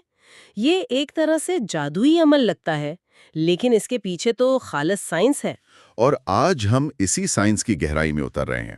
آج کا موضوع ہے انسانی زبان کا عصبی ڈھانچہ، یعنی ہمارا دماغ زبان کو سمجھتا اور بولتا کیسے ہے۔ ہمارے پاس جو مواد ہے وہ کتاب انسانی زبان کا عصبی فن تعمیر نامی کتاب کے ایک اہم باب اور اس پر لکھے ایک مضمون پر مبنی ہے۔ بالکل، اور مقصد صرف یہ جاننا نہیں کہ دماغ کے کون سے حصے کام کرتے ہیں، بلکہ یہ سمجھنا ہے کہ ہماری حیاتیات نے، مطلب ہمارے دماغ کی بناوٹ نے انسانی تہذیب کو کیسے جنم دیا۔ یہ صرف ثقافت کی کہانی نہیں، یہ ہمارے دماغی ہارڈ ویئر کی کہانی ہے۔ تو آئیے اس کو کھولتے ہیں۔ اچھا، تو اس کہانی کا آغاز ہوتا ہے 19ویں صدی میں، جب دو سائنسدانوں پال بروکا اور کارل ورنکے نے کچھ انقلابی دریافتیں کی۔ اس سے پہلے تو یہی سمجھا جاتا تھا کہ دماغ بس ایک یکساں عضو ہے، لیکن انہوں نے ثابت کیا کہ زبان جیسے پیچیدہ کام کے لیے دماغ میں مخصوص جگہیں ہیں۔ اچھا، تو یہ تو ایسا ہی ہوا ہے جیسے کسی نے پہلی بار انجن کا ہڈ کھول کر دیکھا ہو اور کہا ہو کہ ارے یہ بیٹری ہے، یہ ریڈیٹر ہے، اور یہ دونوں بالکل الگ الگ کام کرتے ہیں۔ تو انہوں نے دماغ کے اندر زبان کے دو بڑے ستون دریافت کیے۔ آپ نے بہت اچھی مثال دی۔ پہلا ستون ہے بروکا کا ایریا، اسے زبان کا پروڈکشن سٹوڈیو یا حرکت کا مرکز کہہ سکتے ہیں۔ یہ ہمارے دماغ کے اگلے حصے میں یعنی فرنٹل لوب میں پایا جاتا ہے، اور اس کا کام بہت واضح ہے، خیالات کو بولنے کے عمل میں بدلنا۔ پروڈکشن سٹوڈیو یعنی یہ زبان کا آؤٹ پٹ سنبھالتا ہے۔ ماخذ میں اس حصے کو نقصان پہنچنے کے نتائج بھی بتائے گئے تھے۔ وہ جو کیفیت ہے بروکا کا فیزیا، وہ بہت ہی تکلیف دہ لگتی ہے۔ بالکل، اس میں مبتلا شخص جانتا ہے کہ وہ کیا کہنا چاہتا ہے، مطلب اس کے ذہن میں خیال بالکل صاف ہوتا ہے، لیکن وہ مکمل رواں جملے نہیں بنا پاتا۔ اس کی گفتگو بہت سست، ٹوٹی پھوٹی ہوتی ہے، جیسے ٹیلی گراف کے پیغامات ہوں۔ وہ شاید کہے گا پانی پینا گلاس، بجائے اس کے کہ مجھے ایک گلاس پانی پینا ہے۔ یہ تو بہت تکلیف دہ ہوگا، مطلب ایک شخص اپنے خیالات کو الفاظ میں نہیں ڈھال سکتا جبکہ اس کا ذہن بالکل صاف کام کر رہا ہو۔ ماخذ بتاتے ہیں کہ ایسے مریضوں میں مایوسی کی سطح بہت بلند ہوتی ہے کیونکہ انہیں اپنی اس مشکل کا پورا احساس ہوتا ہے۔ جی ہاں، یہ ایک طرح سے اپنے ہی دماغ میں قید ہو جانے جیسا ہے۔ لیکن کیا اس کا الٹ بھی ممکن ہے؟ یعنی کوئی شخص بول تو روانی سے سکے لیکن اس کی باتوں کا کوئی مطلب ہی نہ ہو؟ یہ ایک دلچسپ سوال ہے، اور یہ ہمیں زبان کے دوسرے ستون کی طرف لے جاتا ہے، ورنکے کا ایریا۔ اگر بروکا کا ایریا پروڈکشن سٹوڈیو ہے تو ورنکے کا ایریا زبان کا میننگ ہاؤس یعنی معنی کی لائبریری ہے۔ بالکل صحیح، یہ دماغ کے ٹیمپورل لوب میں واقع ہے اور اس کا کام سنے گئے یا پڑھے گئے الفاظ کو سمجھنا ہے۔ یہ وہ جگہ ہے جہاں آوازیں اور علامتیں معنی حاصل کرتی ہیں۔ جب آپ کوئی جملہ سنتی ہیں تو ورنکے کا ایریا ہی اسے ڈیکوڈ کرتا ہے۔ تو اگر اس معنی کی لائبریری کو نقصان پہنچے تو کیا ہوتا ہے؟ یہاں بات بالکل الٹ ہو جاتی ہے۔ اس کیفیت کو ورنکے کا ایفیزیا کہتے ہیں۔ اس حالت میں مبتلا شخص بہت روانی سے بول سکتا ہے، لیکن اس کی باتیں بے معنی الفاظ کا ایک مجموعہ ہوتی ہیں۔ اسے ورڈ سلاد بھی کہا جاتا ہے۔ وہ گرامر کے لحاظ سے بالکل درست جملے بول رہا ہوگا لیکن ان کا کوئی مطلب نہیں ہوگا۔ مثلا اگر آپ اس سے پوچھیں کہ وہ کیسا ہے تو وہ شاید جواب دے، جی میں کل چھتری سے خوش تھا کیونکہ آسمان نیلا چل رہا ہے۔ وہ دوسروں کی بات بھی نہیں سمجھ سکتا، اس لیے اسے لگتا ہے کہ گفتگو بالکل نارمل ہو رہی ہے۔ تو بروکا کے مریضوں کے برعکس ان میں مایوسی کی سطح عموماً کم ہوتی ہے۔ جی، یہ دو انتہائیں ہمیں دکھاتی ہیں کہ زبان کتنی پیچیدہ ہے۔ بولنے کی صلاحیت اور سمجھنے کی صلاحیت، یہ دو الگ الگ لیکن جڑی ہوئی چیزیں ہیں۔ تو ہمارے پاس ایک پروڈکشن اسٹوڈیو ہے یعنی بروکا اور ایک معنی کی لائبریری ورنیکے۔ اب سوال یہ ہے کہ اسکرپٹ لائبریری سے اسٹوڈیو تک کیسے پہنچتا ہے؟ ان دونوں کو جوڑتا کیا ہے؟ یہاں بات واقعی دلچسپ ہو جاتی ہے۔ ان دونوں علاقوں کے درمیان ایک بہت بڑی سمجھیں شاہراہ ہے۔ یہ اعصابی ریشوں کا ایک موٹا بنڈل ہے، اسے آرکوئڈ فیسیکولس کہتے ہیں۔ یہ دماغ کی وہ high speed fibre optic cable ہے جو معنی کو حرکت سے جوڑتی ہے۔ اس کی کوئی مثال دے سکتے ہیں؟ یہ عمل روزمرہ کی زندگی میں کیسے ہوتا ہے؟ بالکل۔ فرض کریں میں آپ سے کہتا ہوں کہ کتاب کا لفظ دہرائیں۔ جب آپ یہ لفظ سنتی ہیں تو ایک بہت تیز اور پیچیدہ عمل شروع ہو جاتا ہے۔ سب سے پہلے تو آواز کی لہریں آپ کے کانوں سے ہوتی ہوئی سیدھا ورنیکے کے ایریا میں جاتی ہیں۔ وہاں اس لفظ کو سمجھا جاتا ہے کہ کتاب کا مطلب کیا ہے۔ اچھا، یعنی لائبریری میں اس لفظ کا کارڈ نکالا جاتا ہے جس پر اس کے معنی لکھے ہیں۔ پھر کیا ہوتا ہے؟ پھر یہ معلوماتی سگنل اسی آرکوئڈ فیسیکولس نامی اشارہ پر بجلی کی رفتار سے سفر کرتا ہے اور بروکا کے ایریا تک پہنچتا ہے۔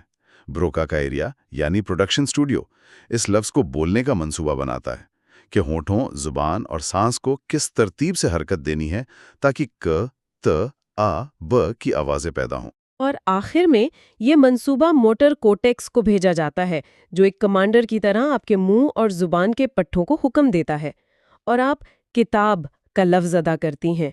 یہ تو کمال ہے۔ اس کا مطلب ہے کہ جب ہم کسی سے بحث کر رہے ہوتے ہیں اور فوراً کوئی جواب سوچ کر بولتے ہیں تو یہ سارا پیچیدہ عمل ایک لمحے میں ہو رہا ہوتا ہے۔ بالکل، اور یہی راستہ یہ آرکوئڈ فیسیکولس انسانوں میں غیر معمولی طور پر بڑا اور ترقی یافتہ ہے۔ ہمارے قریبی رشتہ داروں جیسے چمپینزی، ان میں یہ راستہ بہت کمزور ہوتا ہے۔ یہی وہ حیاتیاتی فرق ہے جو ہمیں محض آوازیں نکالنے سے آگے بڑھ کر پیچیدہ گفتگو کرنے کے قابل بناتا ہے۔ اچھا، ہم اکثر یہ بھی سنتے ہیں کہ کوئی شخص لیفٹ برین ہے یعنی بہت منطقی، یا رائٹ برین ہے مطلب بہت تخلیقی ہے۔ زبان کے معاملے میں اس کا کیا مطلب ہے؟ کیا زبان کا سارا کام صرف ایک طرف ہوتا ہے جیسے بروکا اور ورنیکے جو زیادہ تر بائیں طرف ہوتے ہیں؟ یہ ایک بہت اہم نکتہ ہے۔ ماخذ کے مطابق تقریباً 95% لوگ جو دائیں ہاتھ سے کام کرتے ہیں ان میں زبان کا زیادہ تر کنٹرول دماغ کے بائیں نصف کرہ یعنی لیفٹ ہیمیسفیئر میں ہوتا ہے۔ لیکن کہانی یہاں ختم نہیں ہوتی۔ اگر بایاں نصف کرہ زبان کا انجن ہے تو دایاں نصف کرہ اس کی روح ہے۔ روح؟ اس سے کیا مراد ہے؟ اسے تھوڑا مزید واضح کریں۔ دیکھیں، بایاں نصف کرہ زبان کی منطق، گرامر، جملوں کی ساخت اور الفاظ کے لغوی معنی کو سنبھالتا ہے۔ یعنی اگر آپ کہیں دروازہ بند کر دو تو اس جملے کے الفاظ اور ساخت کو سمجھنے کا کام بائیں دماغ کا ہے۔ لیکن دایاں دماغ زبان کے جذباتی رنگ کو سمجھتا ہے، مطلب گفتگو کا لہجہ، آواز کا اتار چڑھاؤ جسے پروسوڈی کہتے ہیں، استعارے، محاورے اور طنز، یہ سب سمجھنے کی صلاحیت دائیں دماغ سے آتی ہے۔ اچھا، تو اس کا مطلب یہ ہوا کہ بایاں دماغ لطیفے کے الفاظ تو سمجھ سکتا ہے، جی ہاں، دماغ اس کے پیچھے چھپے طنز کو پکڑے گا۔ کیا خوبصورت تقسیم ہے! اس کے بغیر تو ہم سب روبوٹ کی طرح ہوتے۔ بالکل صحیح کہا آپ نے۔ ماخذ میں ایک مثال دی گئی ہے کہ اگر کسی شخص کا دایاں دماغ متاثر ہو تو وہ شاید طنز اور سنجیدہ بات میں فرق نہ کر پائے۔ اگر آپ طنزیہ انداز میں کہیں واہ کیا شاندار کام کیا ہے تو وہ اسے سچی تعریف سمجھے گا، بات سمجھ لے گا، لیکن اس کے پیچھے چھپا جذبہ نہیں سمجھ پائے گا۔ اس کی ایک اور مثال شاید یہ ہو سکتی ہے کہ تکنیکی لکھائی جیسے کسی مشین کا مینول، یہ زیادہ تر بائیں دماغ کا کام ہے جہاں منطق اہم ہے، جبکہ شاعری یا ناول جہاں استعارے اور جذبات کی ضرورت ہوتی ہے وہاں دائیں دماغ کا کردار بہت بڑھ جاتا ہے۔ بہترین مثال ہے۔ یہ ہمیں دکھاتا ہے کہ زبان صرف معلومات کا تبادلہ نہیں بلکہ احساسات اور سماجی تعلقات کا بھی ذریعہ ہے، اور اس کے لیے ہمیں اپنے پورے دماغ کی ضرورت ہوتی ہے۔ یہ تو حیران کن ہے، لیکن اس سے ایک اور سوال پیدا ہوتا ہے۔ ہم سب جانتے ہیں کہ بچے بہت آسانی سے نئی زبانیں سیکھ لیتے ہیں، جبکہ بالغوں کے لیے یہ بہت مشکل ہوتا ہے۔ خاص طور پر کسی غیر ملکی زبان کو مقامی لہجے میں بولنا تو تقریباً ناممکن لگتا ہے۔ اس کی کیا وجہ ہے؟ یہ ایک بہت اہم سوال ہے، اور ماخذ اس کی وجہ نازک دور کا نظریہ یعنی کرٹیکل پیریڈ ہائپوتھیسس بتاتے ہیں۔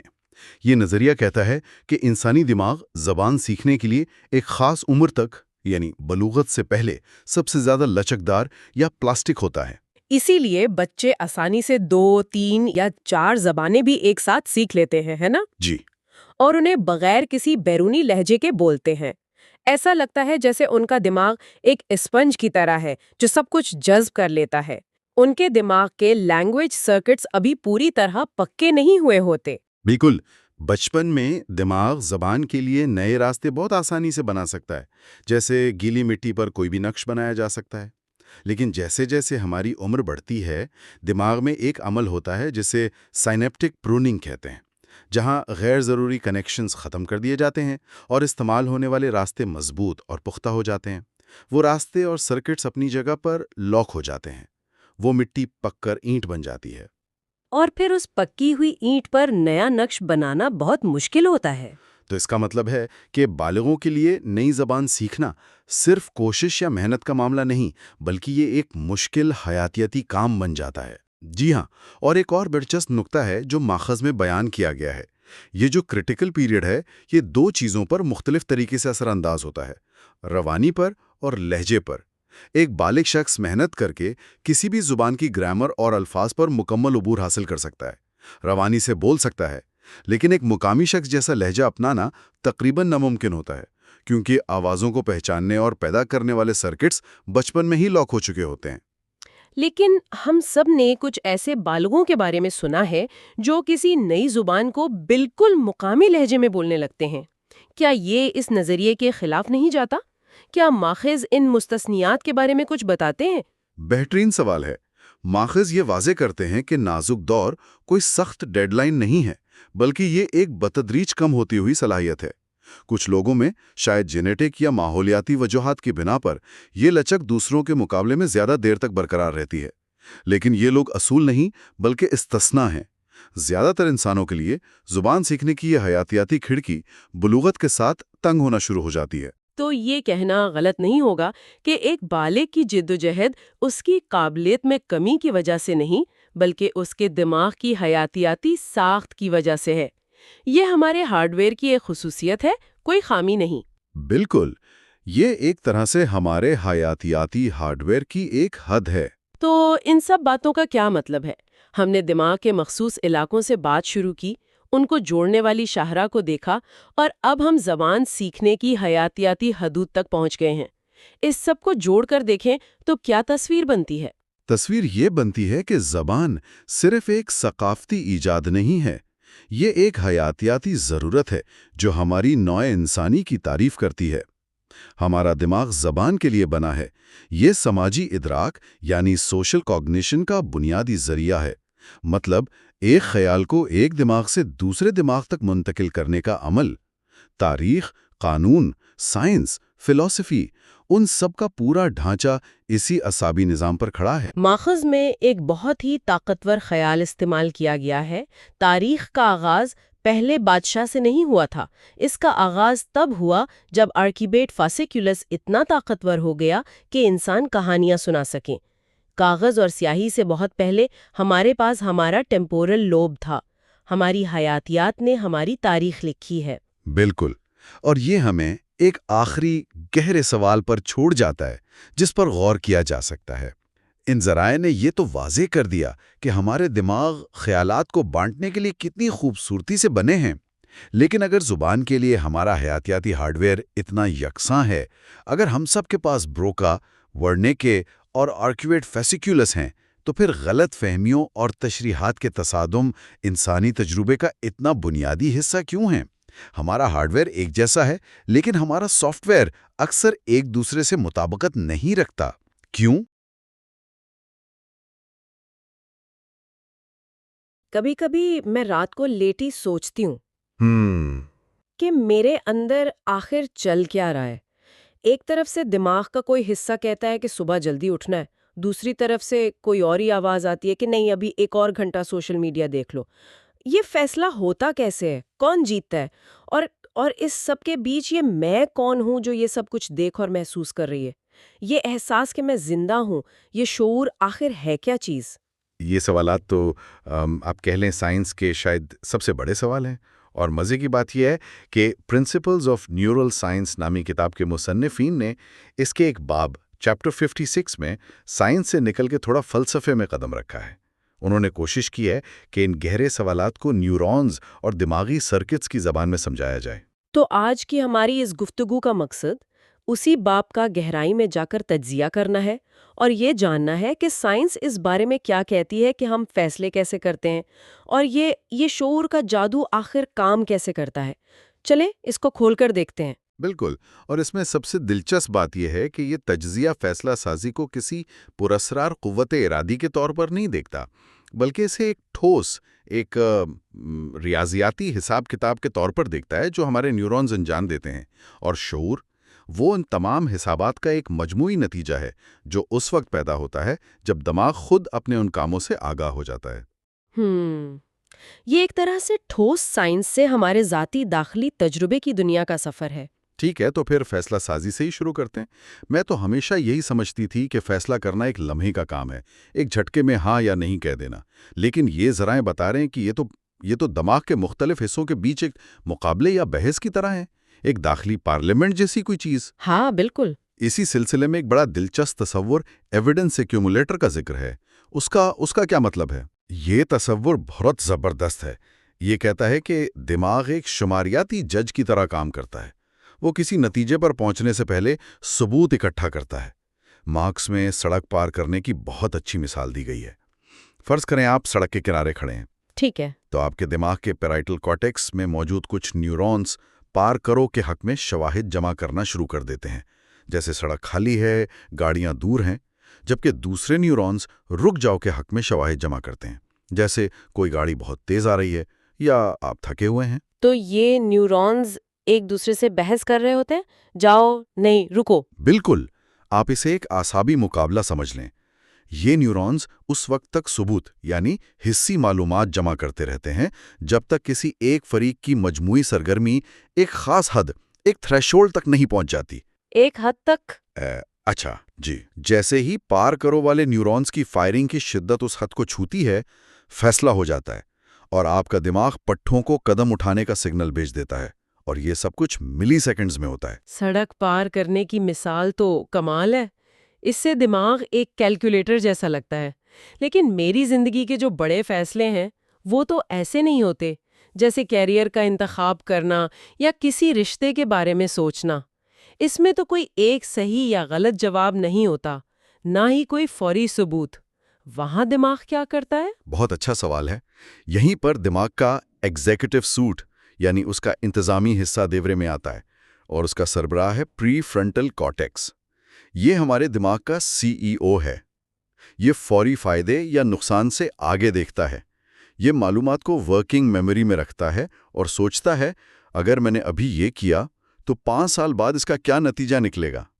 یہ طویل مدتی منصوبہ بندی کرتا ہے۔ اچھا، تو پری فرنٹل کارٹیکس ہمارا CEO ہے جو لمبی مدت کا سوچتا ہے۔ لیکن ہم سب جانتے ہیں کہ کبھی کبھی ہماری خواہشات، ہماری گٹ فیلنگز ہمارے لمبے منصوبوں پر حاوی ہو جاتی ہیں۔ کیا دماغ میں کوئی اور بھی ہے جو اس CEO سے بحث کرتا ہے؟ کر رہا ہوتا ہے۔ یہ زیادہ تر بیسل گینگلیا اور ڈوپامین نیورونز پر مشتمل ہے۔ یہ نظام ہر انتخاب کو ایک قدر یا ویلیو دیتا ہے۔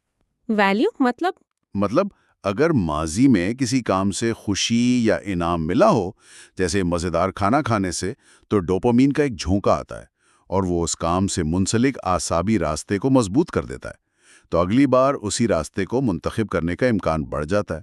یہ عادت اور خواہش کی بنیاد ہے۔ تو یہ ایک مسلسل کشمکش ہے، پری فرنٹل کارٹیکس کا ٹھنڈا عقلی تجزیہ بمقابلہ بیسل گینگلیا کی گرم جوش فوری انعام کی خواہش۔ جی، اور ایک اچھا فیصلہ ان دونوں کے درمیان ایک صحت مند توازن کا نتیجہ ہوتا ہے۔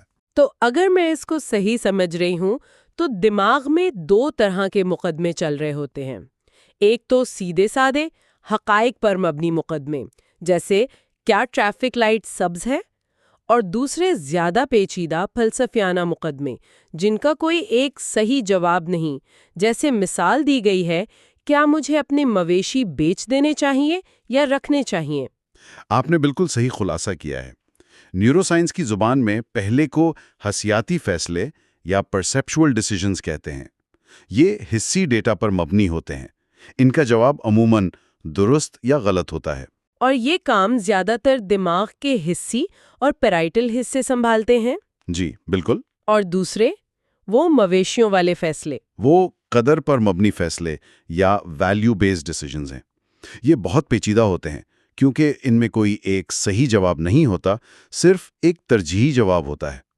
مویشی بیچنے سے پیسہ ملے گا، لیکن انہیں رکھنے سے شاید جذباتی سکون ملے۔ اب ان دو بالکل مختلف چیزوں کا موازنہ کیسے کیا جائے؟ ہاں، یہ تو سیب اور سنترے کا موازنہ کرنے جیسا ہے۔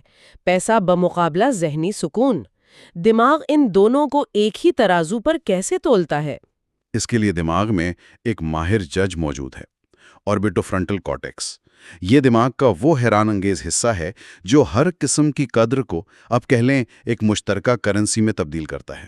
اچھا، ایک کامن کرنسی میں؟ جی، یہ پیسے، سماجی حیثیت، محبت اور ذہنی سکون جیسی بالکل مختلف چیزوں کو ایک ہی پیمانے پر لا کر تولتا ہے تاکہ آپ ایک بہترین ممکنہ انتخاب کر سکیں۔ یہ آپ کا ذاتی اسٹاک مارکیٹ ہے جو ہر چیز کی قدر کا تعین کرتا ہے۔ یہ حساب کتاب والا ماڈل تو سمجھ آتا ہے جب بات ہو سڑک پار کرنے کی، لیکن مجھے اس بات پر حیرت ہو رہی ہے کہ یہ سب حساب کتاب یہ محسوس کیسا ہوتا ہے؟ وہ اندرونی آواز، وہ تجربہ، یہیں سے تو شعور کا پیچیدہ سوال شروع ہوتا ہے نا؟ جی بالکل۔ یعنی یہ گوشت کا لوتھڑا گلاب کے سرخ پن یا غم کی چبھن کا احساس کیسے پیدا کرتا ہے؟ یہ تو سائنس کا مشکل مسئلہ یعنی ہارڈ پرابلم کہلاتا ہے۔ بالکل، اور یہ نیورو سائنس کا ماؤنٹ ایوریسٹ ہے۔ ماخذ میں اس مسئلے سے نمٹنے کے لیے ایک بہت مشہور نظریے گلوبل ورک سپیس تھیوری کا ذکر کیا گیا ہے۔ یہ نظریہ کہتا ہے کہ شعور کوئی ایک جگہ یا چیز نہیں، بلکہ ایک عمل ہے۔ ایک عمل؟ اسے تھوڑا اور آسان کریں، یہ عمل کیسا ہے؟ دیکھیے، ہماری زیادہ تر دماغی سرگرمیاں لاشعوری یعنی آٹو پائلٹ پر چل رہی ہوتی ہیں، جیسے ایک تجربہ کار ڈرائیور کو گاڑی چلاتے ہوئے ہر گیئر بدلنے یا بریک لگانے پر شعوری طور پر سوچنا نہیں پڑتا۔ یہ سب کچھ پس منظر میں دماغ کے مخصوص الگ تھلگ حصوں میں ہو رہا ہوتا ہے۔ اچھا، تو یہ ایسا ہے جیسے دماغ میں بہت سے خاموش مقامی ریڈیو اسٹیشن ہیں جو اپنا اپنا کام کر رہے ہیں؟ بہترین تشبیہ۔ اب فرض کریں کہ سڑک پر اچانک ایک بچہ آ جاتا ہے۔ یہ ایک انتہائی اہم اور غیر متوقع معلومات ہے۔ دماغ اس معلومات کو فوری طور پر براڈ کاسٹ کر دیتا ہے۔ پری فرنٹل کارٹیکس اور پیرائٹل حصے اپنی فائرنگ کو ہم آہنگ کرتے ہیں اور اس خبر کو پورے دماغ میں نشر کر دیتے ہیں۔ تو شعور وہ لمحہ ہے جب کوئی اہم خبر مقامی ریڈیو سے اٹھ کر قومی نشریات پر آ جاتی ہے اور ہر کوئی اسے ایک ساتھ سنتا ہے؟ بالکل، یہی گلوبل ورک سپیس ہے۔ جب معلومات اس عالمی ورک سپیس میں داخل ہوتی ہے تو وہ صرف ایک حصے تک محدود نہیں رہتی۔ زبان کے مراکز اس پر بات کر سکتے ہیں، او خدایا، یادداشت کے مراکز اسے محفوظ کر سکتے ہیں تاکہ آئندہ احتیاط کی جائے۔ جی، اور حرکتی مراکز اس پر فوری رد عمل دے سکتے ہیں، جیسے بریک لگانا۔ معلومات کا یہ وسیع پیمانے پر دستیاب ہونا اور مربوط ہونا ہی ہمارا شعوری تجربہ ہے۔ اور جو معلومات لاشعوری رہتی ہے وہ ان مقامی اسٹیشنوں تک ہی محدود رہتی ہے۔ بالکل وہی۔ ٹھیک ہے، یہ ماڈل بہت دلچسپ ہے، لیکن دماغ کے اس آٹو پائلٹ اور لاشعوری فیصلوں کی بات مجھے ایک بہت ہی بے چین کرنے والے سوال کی طرف لے جاتی ہے۔ آزاد مرضی یا فری ول؟ اگر ہمارے بہت سے کام آٹو پائلٹ پر ہو رہے ہیں تو کیا ہم واقعی اپنے فیصلوں کے مالک ہیں؟ ماخذ میں لبٹ کے مشہور تجربے کا ذکر ہے جو اس سوال کو اور بھی پیچیدہ بنا دیتا ہے۔ لبٹ کا تجربہ سادہ ہونے کے باوجود بہت گہرا ہے۔ اس میں لوگوں کو کہا گیا کہ وہ جب چاہیں اپنی مرضی سے اپنی کلائی کو حرکت دیں اور گھڑی دیکھ کر وہ لمحہ نوٹ کریں جب انہوں نے حرکت کرنے کا شعوری فیصلہ کیا۔ اور نتیجہ کیا نکلا جو اتنا متنازع تھا؟ نتیجہ حیران کن تھا۔ EEG نے دکھایا کہ دماغ میں حرکت کی تیاری کا سگنل، جسے ریڈینس پوٹینشل کہتے ہیں، وہ اس لمحے سے تقریباً آدھا سیکنڈ پہلے شروع ہو جاتا ہے جب انسان شعوری طور پر یہ رپورٹ کرتا ہے کہ اب میں نے حرکت کرنے کا فیصلہ کیا ہے۔ ایک منٹ، یہ تو بہت بڑی بات ہے۔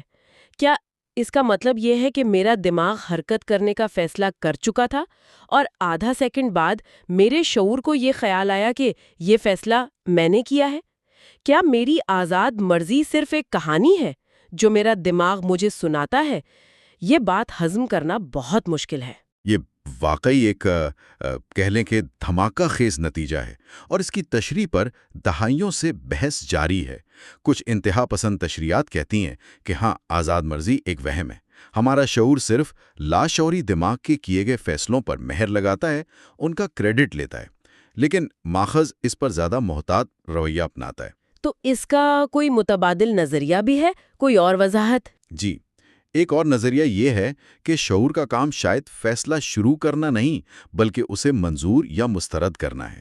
یعنی لاشعوری دماغ حرکت کرنے کی ایک تجویز پیش کرتا ہے، اور شعور کے پاس اس آخری چند ملی سیکنڈز میں اسے ویٹو کرنے یعنی روکنے کا اختیار ہوتا ہے۔ اچھا، تو شاید آزاد مرضی فری ول نہیں بلکہ فری وونٹ ہے، نہ کرنے کی آزادی۔ بالکل، آپ ایسا کہہ سکتے ہیں۔ یہ قدرے بہتر ہے۔ تو ہم نے فیصلہ سازی کو ایک اعصابی مقابلے کے طور پر دیکھا، شعور کو دماغ کی قومی نشریات سمجھا، اور آزاد مرضی پر ایک سوالیہ نشان دیکھا۔ ان سب کو جوڑ کر ہماری ذات یا سیلف کی کیا تصویر بنتی ہے؟ اگر یہ سب کچھ نیورونز کی فائرنگ ہے تو میں کون ہوں؟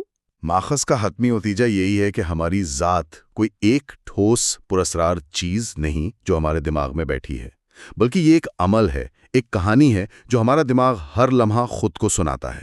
یہ اربوں نیورونز کا نتیجہ ہے جو دنیا کا ایک متحد اور مربوط بیانیہ بنانے کے لیے حقیقی وقت میں ایک دوسرے سے بات چیت کر رہے ہیں۔ ہماری ذات دراصل حیاتیاتی خواہشات، حسی ڈیٹا اور ہماری سیکھی ہوئی اقدار کے درمیان ایک بہت تیز رفتار مسلسل چلنے والی گفتگو کا نام ہے۔ ایک مسلسل چلنے والی بات چیت، یہ خیال مجھے پسند آیا، اور یہ بات اس ماخذ کو سننے والے کے ذاتی تجربے سے بہت گہرا تعلق رکھتی ہے۔ ذرائع میں بتایا گیا ہے کہ حال ہی میں انتہائی سادہ طرز زندگی یعنی منملزم کو اپنایا گیا ہے۔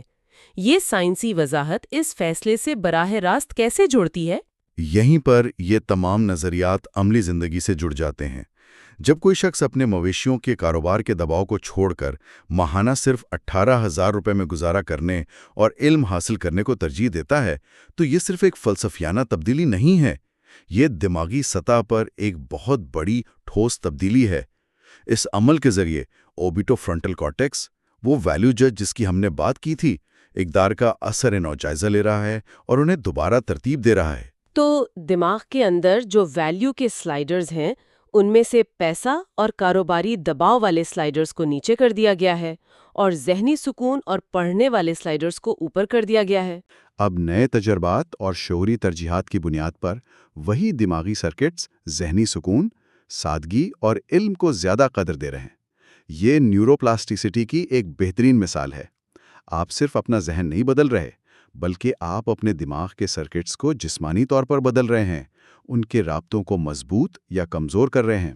واقعی یہ بہت طاقتور خیال ہے کہ ہم اپنی اقدار کو دماغی سطح پر دوبارہ ترتیب دے سکتے ہیں۔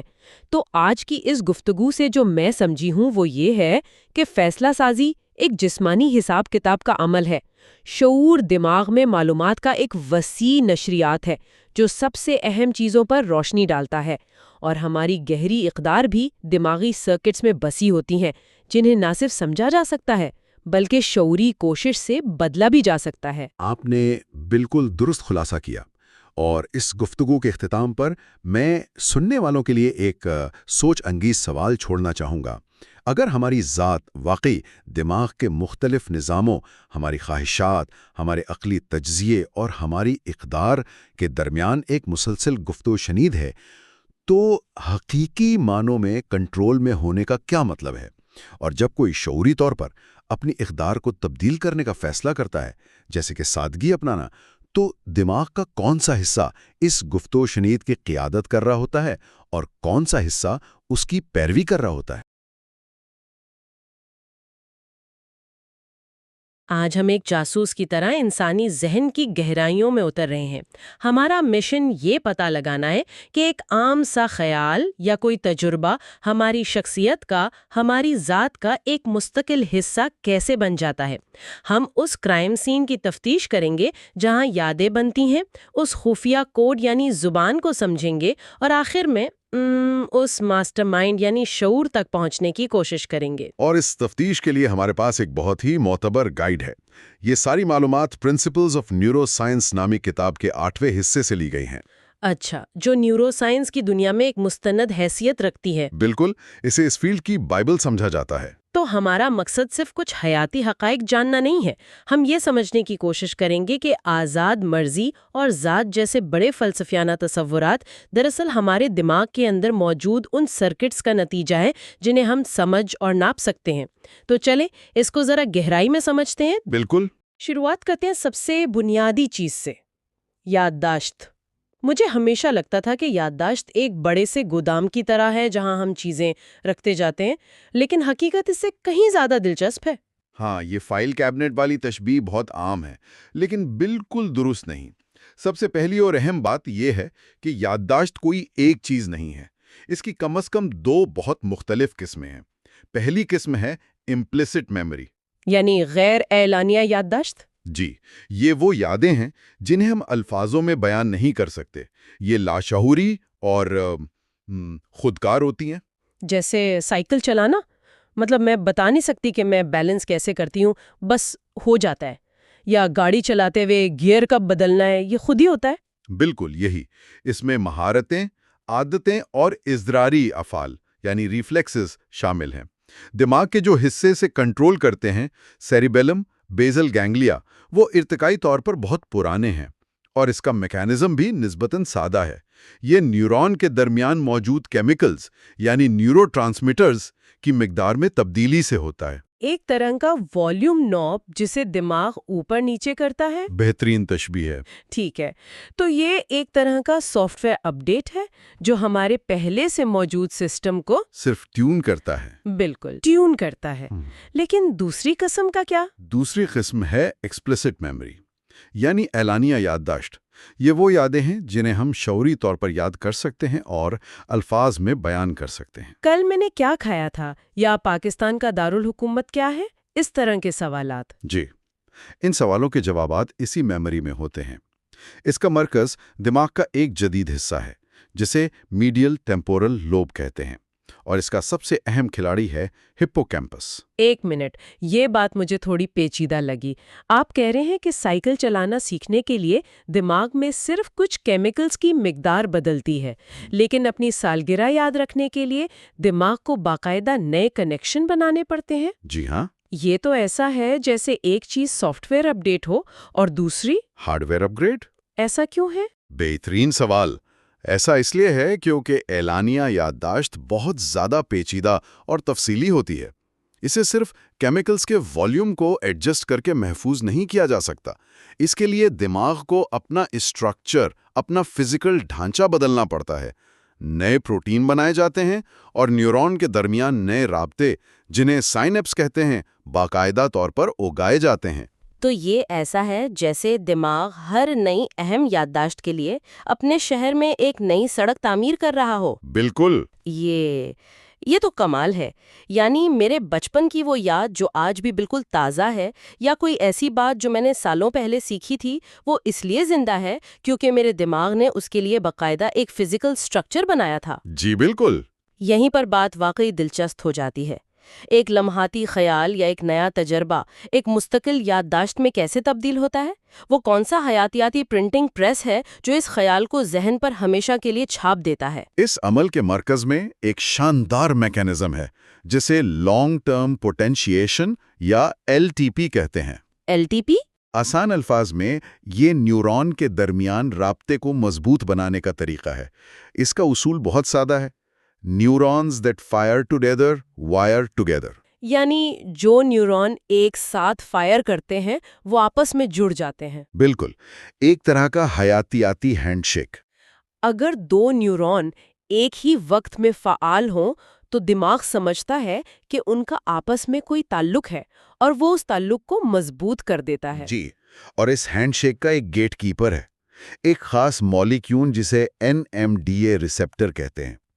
یہ ایک اتفاق کا کھوج لگانے والا یعنی کوئنسیڈنس ڈیٹیکٹر ہے۔ یہ دروازہ صرف اور صرف تب کھولتا ہے جب سگنل بھیجنے والا اور سگنل وصول کرنے والا دونوں نیورون ایک ہی وقت میں فائر کریں۔ اور جب یہ دروازہ کھلتا ہے تو رابطے میں وقتی طور پر مضبوطی آ جاتی ہے۔ لیکن یہ تو وقتی مضبوطی ہوئی، ایک مستقل یادداشت کے لیے تو کچھ اور بھی چاہیے ہوگا، ہے نا؟ جی ہاں، اور یہ اس کہانی کا سب سے اہم حصہ ہے۔ اس وقتی مضبوطی کو مستقل بنانے کے لیے ایک ماسٹر سوئچ کی ضرورت ہوتی ہے۔ یہ ایک پروٹین ہے جس کا نام ہے CREB۔ کریب؟ جب LTP کا عمل بار بار ہوتا ہے تو یہ CREB پروٹین ایکٹیویٹ ہو جاتا ہے۔ یہ نیورون کے کنٹرول روم یعنی نیوکلیس میں جاتا ہے اور وہاں ان جینز کو آن کر دیتا ہے جو نئے سائنیپٹک کنیکشنز بنانے کے لیے ضروری سامان یعنی نئے پروٹینز تیار کرتے ہیں۔ یعنی LTP دروازہ کھٹکھٹاتا ہے، لیکن CREB وہ ہے جو اندر جا کے ایک نیا کمرہ تعمیر کرنے کا حکم دیتا ہے تاکہ وہ کنیکشن مستقل ہو جائے۔ بالکل صحیح۔ اگر یہ CREB پروٹین نہ ہو تو کیا ہوگا؟ تو ہم ہر روز ایک نئی زندگی شروع کریں گے بغیر کسی ماضی کے۔ کیا مطلب؟ CREB کے بغیر لانگ ٹرم میموری بن ہی نہیں سکتی۔ آج آپ جو کچھ بھی سیکھیں گے کل صبح تک وہ ہوا میں تحلیل ہو چکا ہوگا۔ یعنی کچھ بھی یاد نہیں رہے گا؟ کچھ بھی نہیں۔ آپ کی زندگی کے تمام تجربے، آپ کے پیاروں کے چہرے، آپ کی پہچان، سب کچھ اس ایک چھوٹے سے پروٹین کا مرہون منت ہے جو آپ کے دماغ کے سرکٹس کو مستقل طور پر دوبارہ لکھتا رہتا ہے۔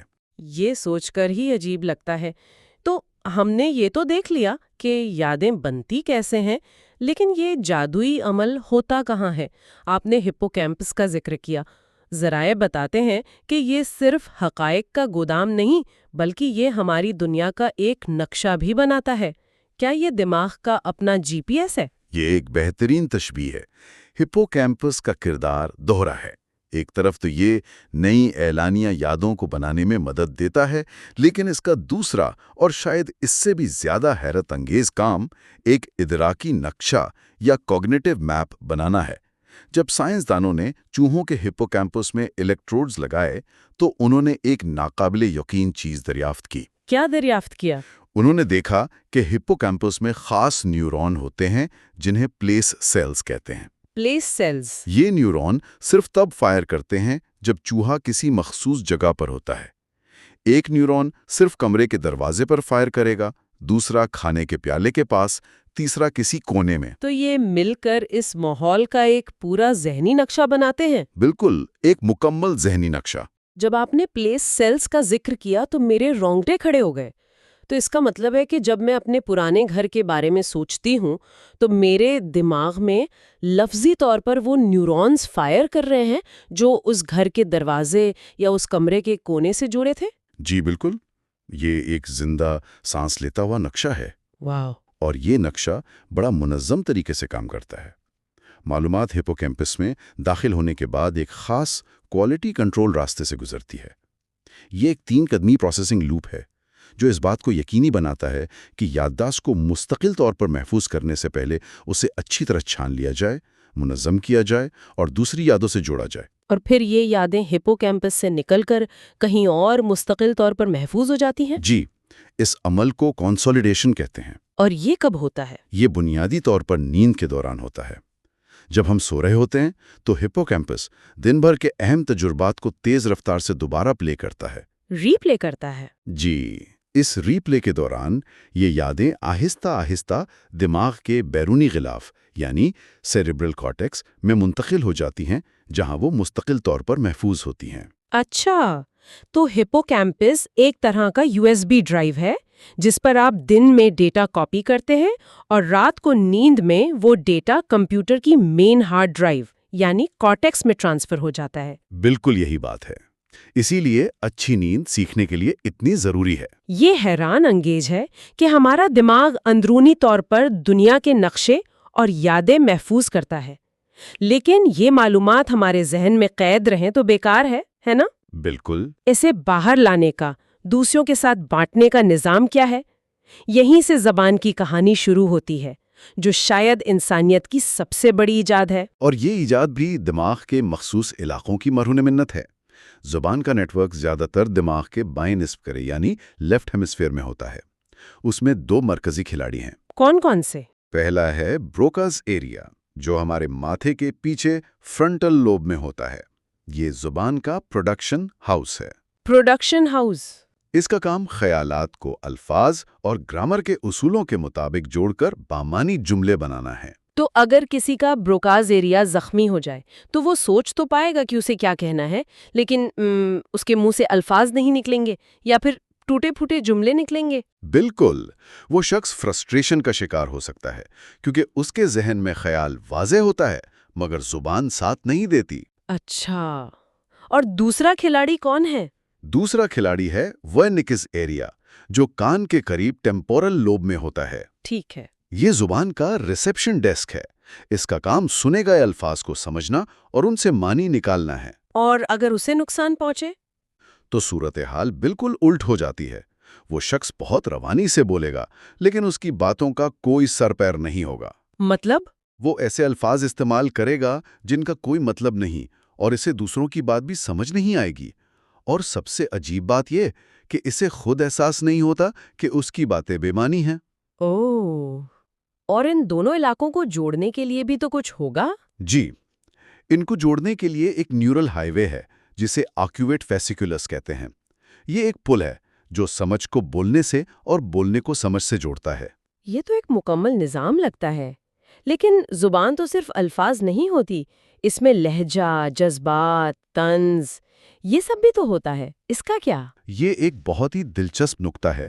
زبان کا یہ جذباتی اور میوزک والا پہلو جسے پروسیڈی کہتے ہیں، اس کے لیے دماغ اپنا دایاں نصف کرہ یعنی رائٹ ہیمسفیئر استعمال کرتا ہے۔ اچھا۔ تو بایاں حصہ کیا کہا جا رہا ہے اس پر توجہ دیتا ہے اور دایاں حصہ کیسے کہا جا رہا ہے اس پر۔ تو جب کوئی طنزیہ انداز میں کہتا ہے بہت اچھا کام کیا تم نے، تو ہمارا دایاں دماغ ہی ہمیں بتاتا ہے کہ کہنے والے کا اصل مقصد تعریف کرنا نہیں ہے۔ بالکل، یہ واقعی ایک خوبصورت شراکت داری ہے۔ تو ہم نے یادوں کو محفوظ کرنا اور انہیں زبان کے ذریعے بانٹنا سمجھ لیا۔ اب ہم اس سفر کے آخری اور شاید سب سے بڑے سوال کی طرف آتے ہیں۔ یہ تمام حیاتیات، یہ تمام نیورون اور کیمیکلز ہمیں فیصلے کرنے اور ہونے کا احساس یعنی شعور کیسے دلاتے ہیں؟ یہ سب مل کر میں کیسے بناتے ہیں؟ یہ نیورو سائنس کا مقدس ترین سوال ہے۔ فیصلہ سازی کے حوالے سے پچھلے کچھ سالوں میں بہت پیش رفت ہوئی ہے۔ سائنسدانوں نے دریافت کیا ہے کہ دماغ کے سامنے والے حصوں یعنی پری فرنٹل اور پیرائٹل کارٹیکس میں ایسے نیورون ہوتے ہیں جو ایک ویلیو ایکیومولیٹر کے طور پر کام کرتے ہیں۔ ویلیو ایکیومولیٹر، یہ کیا چیز ہے؟ جب ہمیں دو یا دو سے زیادہ آپشنز میں سے کسی ایک کا انتخاب کرنا ہوتا ہے تو یہ نیورون ہر آپشن کے حق میں اور خلاف ثبوت جمع کرنا شروع کر دیتے ہیں۔ اچھا۔ جیسے جیسے ثبوت جمع ہوتا ہے ان نیورون کی فائرنگ کی شرح بڑھتی جاتی ہے۔ یہ ایک دوڑ کی طرح ہے۔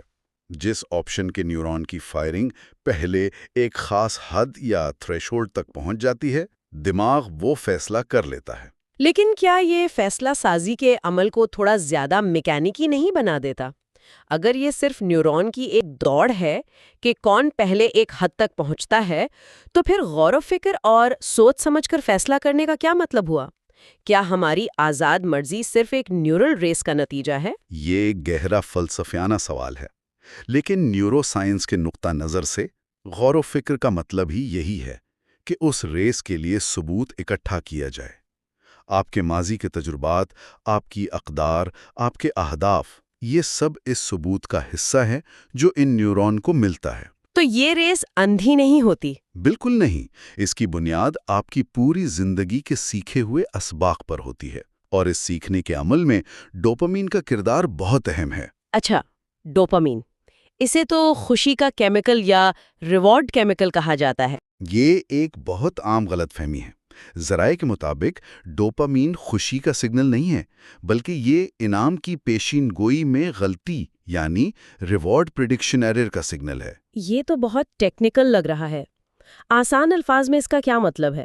اسے یوں سمجھیں، اگر آپ کو امید تھی کہ تنخواہ میں 5% اضافہ ہوگا لیکن 10% ہو گیا تو آپ کا دماغ ڈوپامین کا ایک بڑا جھونکا خارج کرے گا۔ ٹھیک ہے۔ یہ خوشی کا نہیں بلکہ واہ نتیجہ میری امید سے بہتر تھا کا سگنل ہے۔ اگلی بار آپ زیادہ کی امید رکھیں گے۔ اور اگر کم ہو تو؟ اس کے برعکس اگر اضافہ صرف 2% ہو تو ڈوپامین کی سطح گر جائے گی، جو یہ سگنل دے گی کہ نتیجہ امید سے کم تھا۔ یہ ڈوپامین کا سگنل ہی ہے جو ہمیں سکھاتا ہے اور ہماری توقعات کو حقیقت کے مطابق ڈھالتا ہے۔ یہ ایک استاد ہے، انعام نہیں۔ تو ڈوپامین ہمیں یہ سکھاتا ہے کہ مستقبل میں کیا توقع رکھنی چاہیے۔ یہ تو ہماری پوری سیکھنے کی بنیاد ہے۔ اور آخر میں شعور، اس کے بارے میں ہمارا بہترین سائنسی نظریہ کیا ہے؟ اس وقت جو سب سے مقبول نظریہ ہے اسے گلوبل ورک سپیس تھیوری کہتے ہیں۔ اس کے مطابق شعور دماغ کی کوئی ایک جگہ یا کوئی ایک چیز نہیں ہے، یہ ایک حالت ہے، ایک کیفیت ہے۔ یہ تب پیدا ہوتی ہے جب دماغ کے مختلف حصے جیسے بصارت، سماعت، یادداشت، جذبات اپنی فائرنگ کو ایک دوسرے کے ساتھ ہم آہنگ یعنی سنکرونائز کر لیتے ہیں۔ ایک آرکیسٹرا کی سمفنی کی طرح، جہاں تمام ساز ایک ساتھ مل کر ایک دھن بجا رہے ہوں۔ بالکل یہی۔ جب یہ ہم آہنگی ایک خاص سطح پر پہنچ جاتی ہے تو وہ معلومات ایک براڈ کاسٹ کی طرح پورے دماغی نظام میں نشر ہو جاتی ہے۔ اور وہی ہمارا شعوری تجربہ ہے۔ جی، وہ معلومات جس تک دماغ کے تمام حصوں کی رسائی ہو، وہی ہمارا شعوری تجربہ ہے۔ جب آپ ایک سیب کو دیکھتے ہیں تو اس کا رنگ، اس کی شکل، اس کی خوشبو، اس سے جڑی یادیں، سب کچھ ہم آہنگ ہو کر ایک واحد متحد تجربے میں ڈھل جاتا ہے۔ یہی نشریات، یہی براڈ کاسٹ شعور ہے۔ تو آئیے اس ساری گفتگو کا خلاصہ کرتے ہیں۔ ہم نے ایک جاسوس کی طرح سفر شروع کیا یہ جاننے کے لیے کہ ایک خیال مستقل کیسے بنتا ہے۔ ہم نے دیکھا کہ یادداشت کی 2 قسمیں ہیں، ایک خودکار اور دوسری شعوری۔ پھر ہم نے اس مولیکولر سوئچ یعنی LTP اور CREB پروٹین کو سمجھا جو ایک خیال کو ہمارے وجود کا حصہ بناتا ہے۔ ہم نے دماغ کے اندرونی GPS، ہپوکیمپس اور زبان کے نیٹ ورک کو دیکھا جو ہمیں اپنی اندرونی دنیا کو باہر لانے کی طاقت دیتا ہے۔ اور آخر میں ہم نے یہ جانا کہ ہمارا دماغ ایک ویلیو ایکیومولیٹر کے ذریعے فیصلے کرتا ہے اور شعور ایک گلوبل ورک سپیس کے ذریعے ایک سمفنی کی طرح ابھرتا ہے۔ اور اس سب کا مرکزی خیال یہ ہے کہ آزاد مرضی، ذات اور شعور جیسے تصورات جو صدیوں سے فلسفے کا موضوع رہے ہیں، وہ محض تجریدی خیالات نہیں ہیں۔ وہ پیچیدہ، قابل پیمائش اور طبعی نیورل سرکٹس کی پیداوار ہیں۔ ہم اپنی حیاتیات کا ایک خوبصورت اور پیچیدہ نتیجہ ہیں۔ فلسفہ اور سائنس یہاں آ کر مل جاتے ہیں۔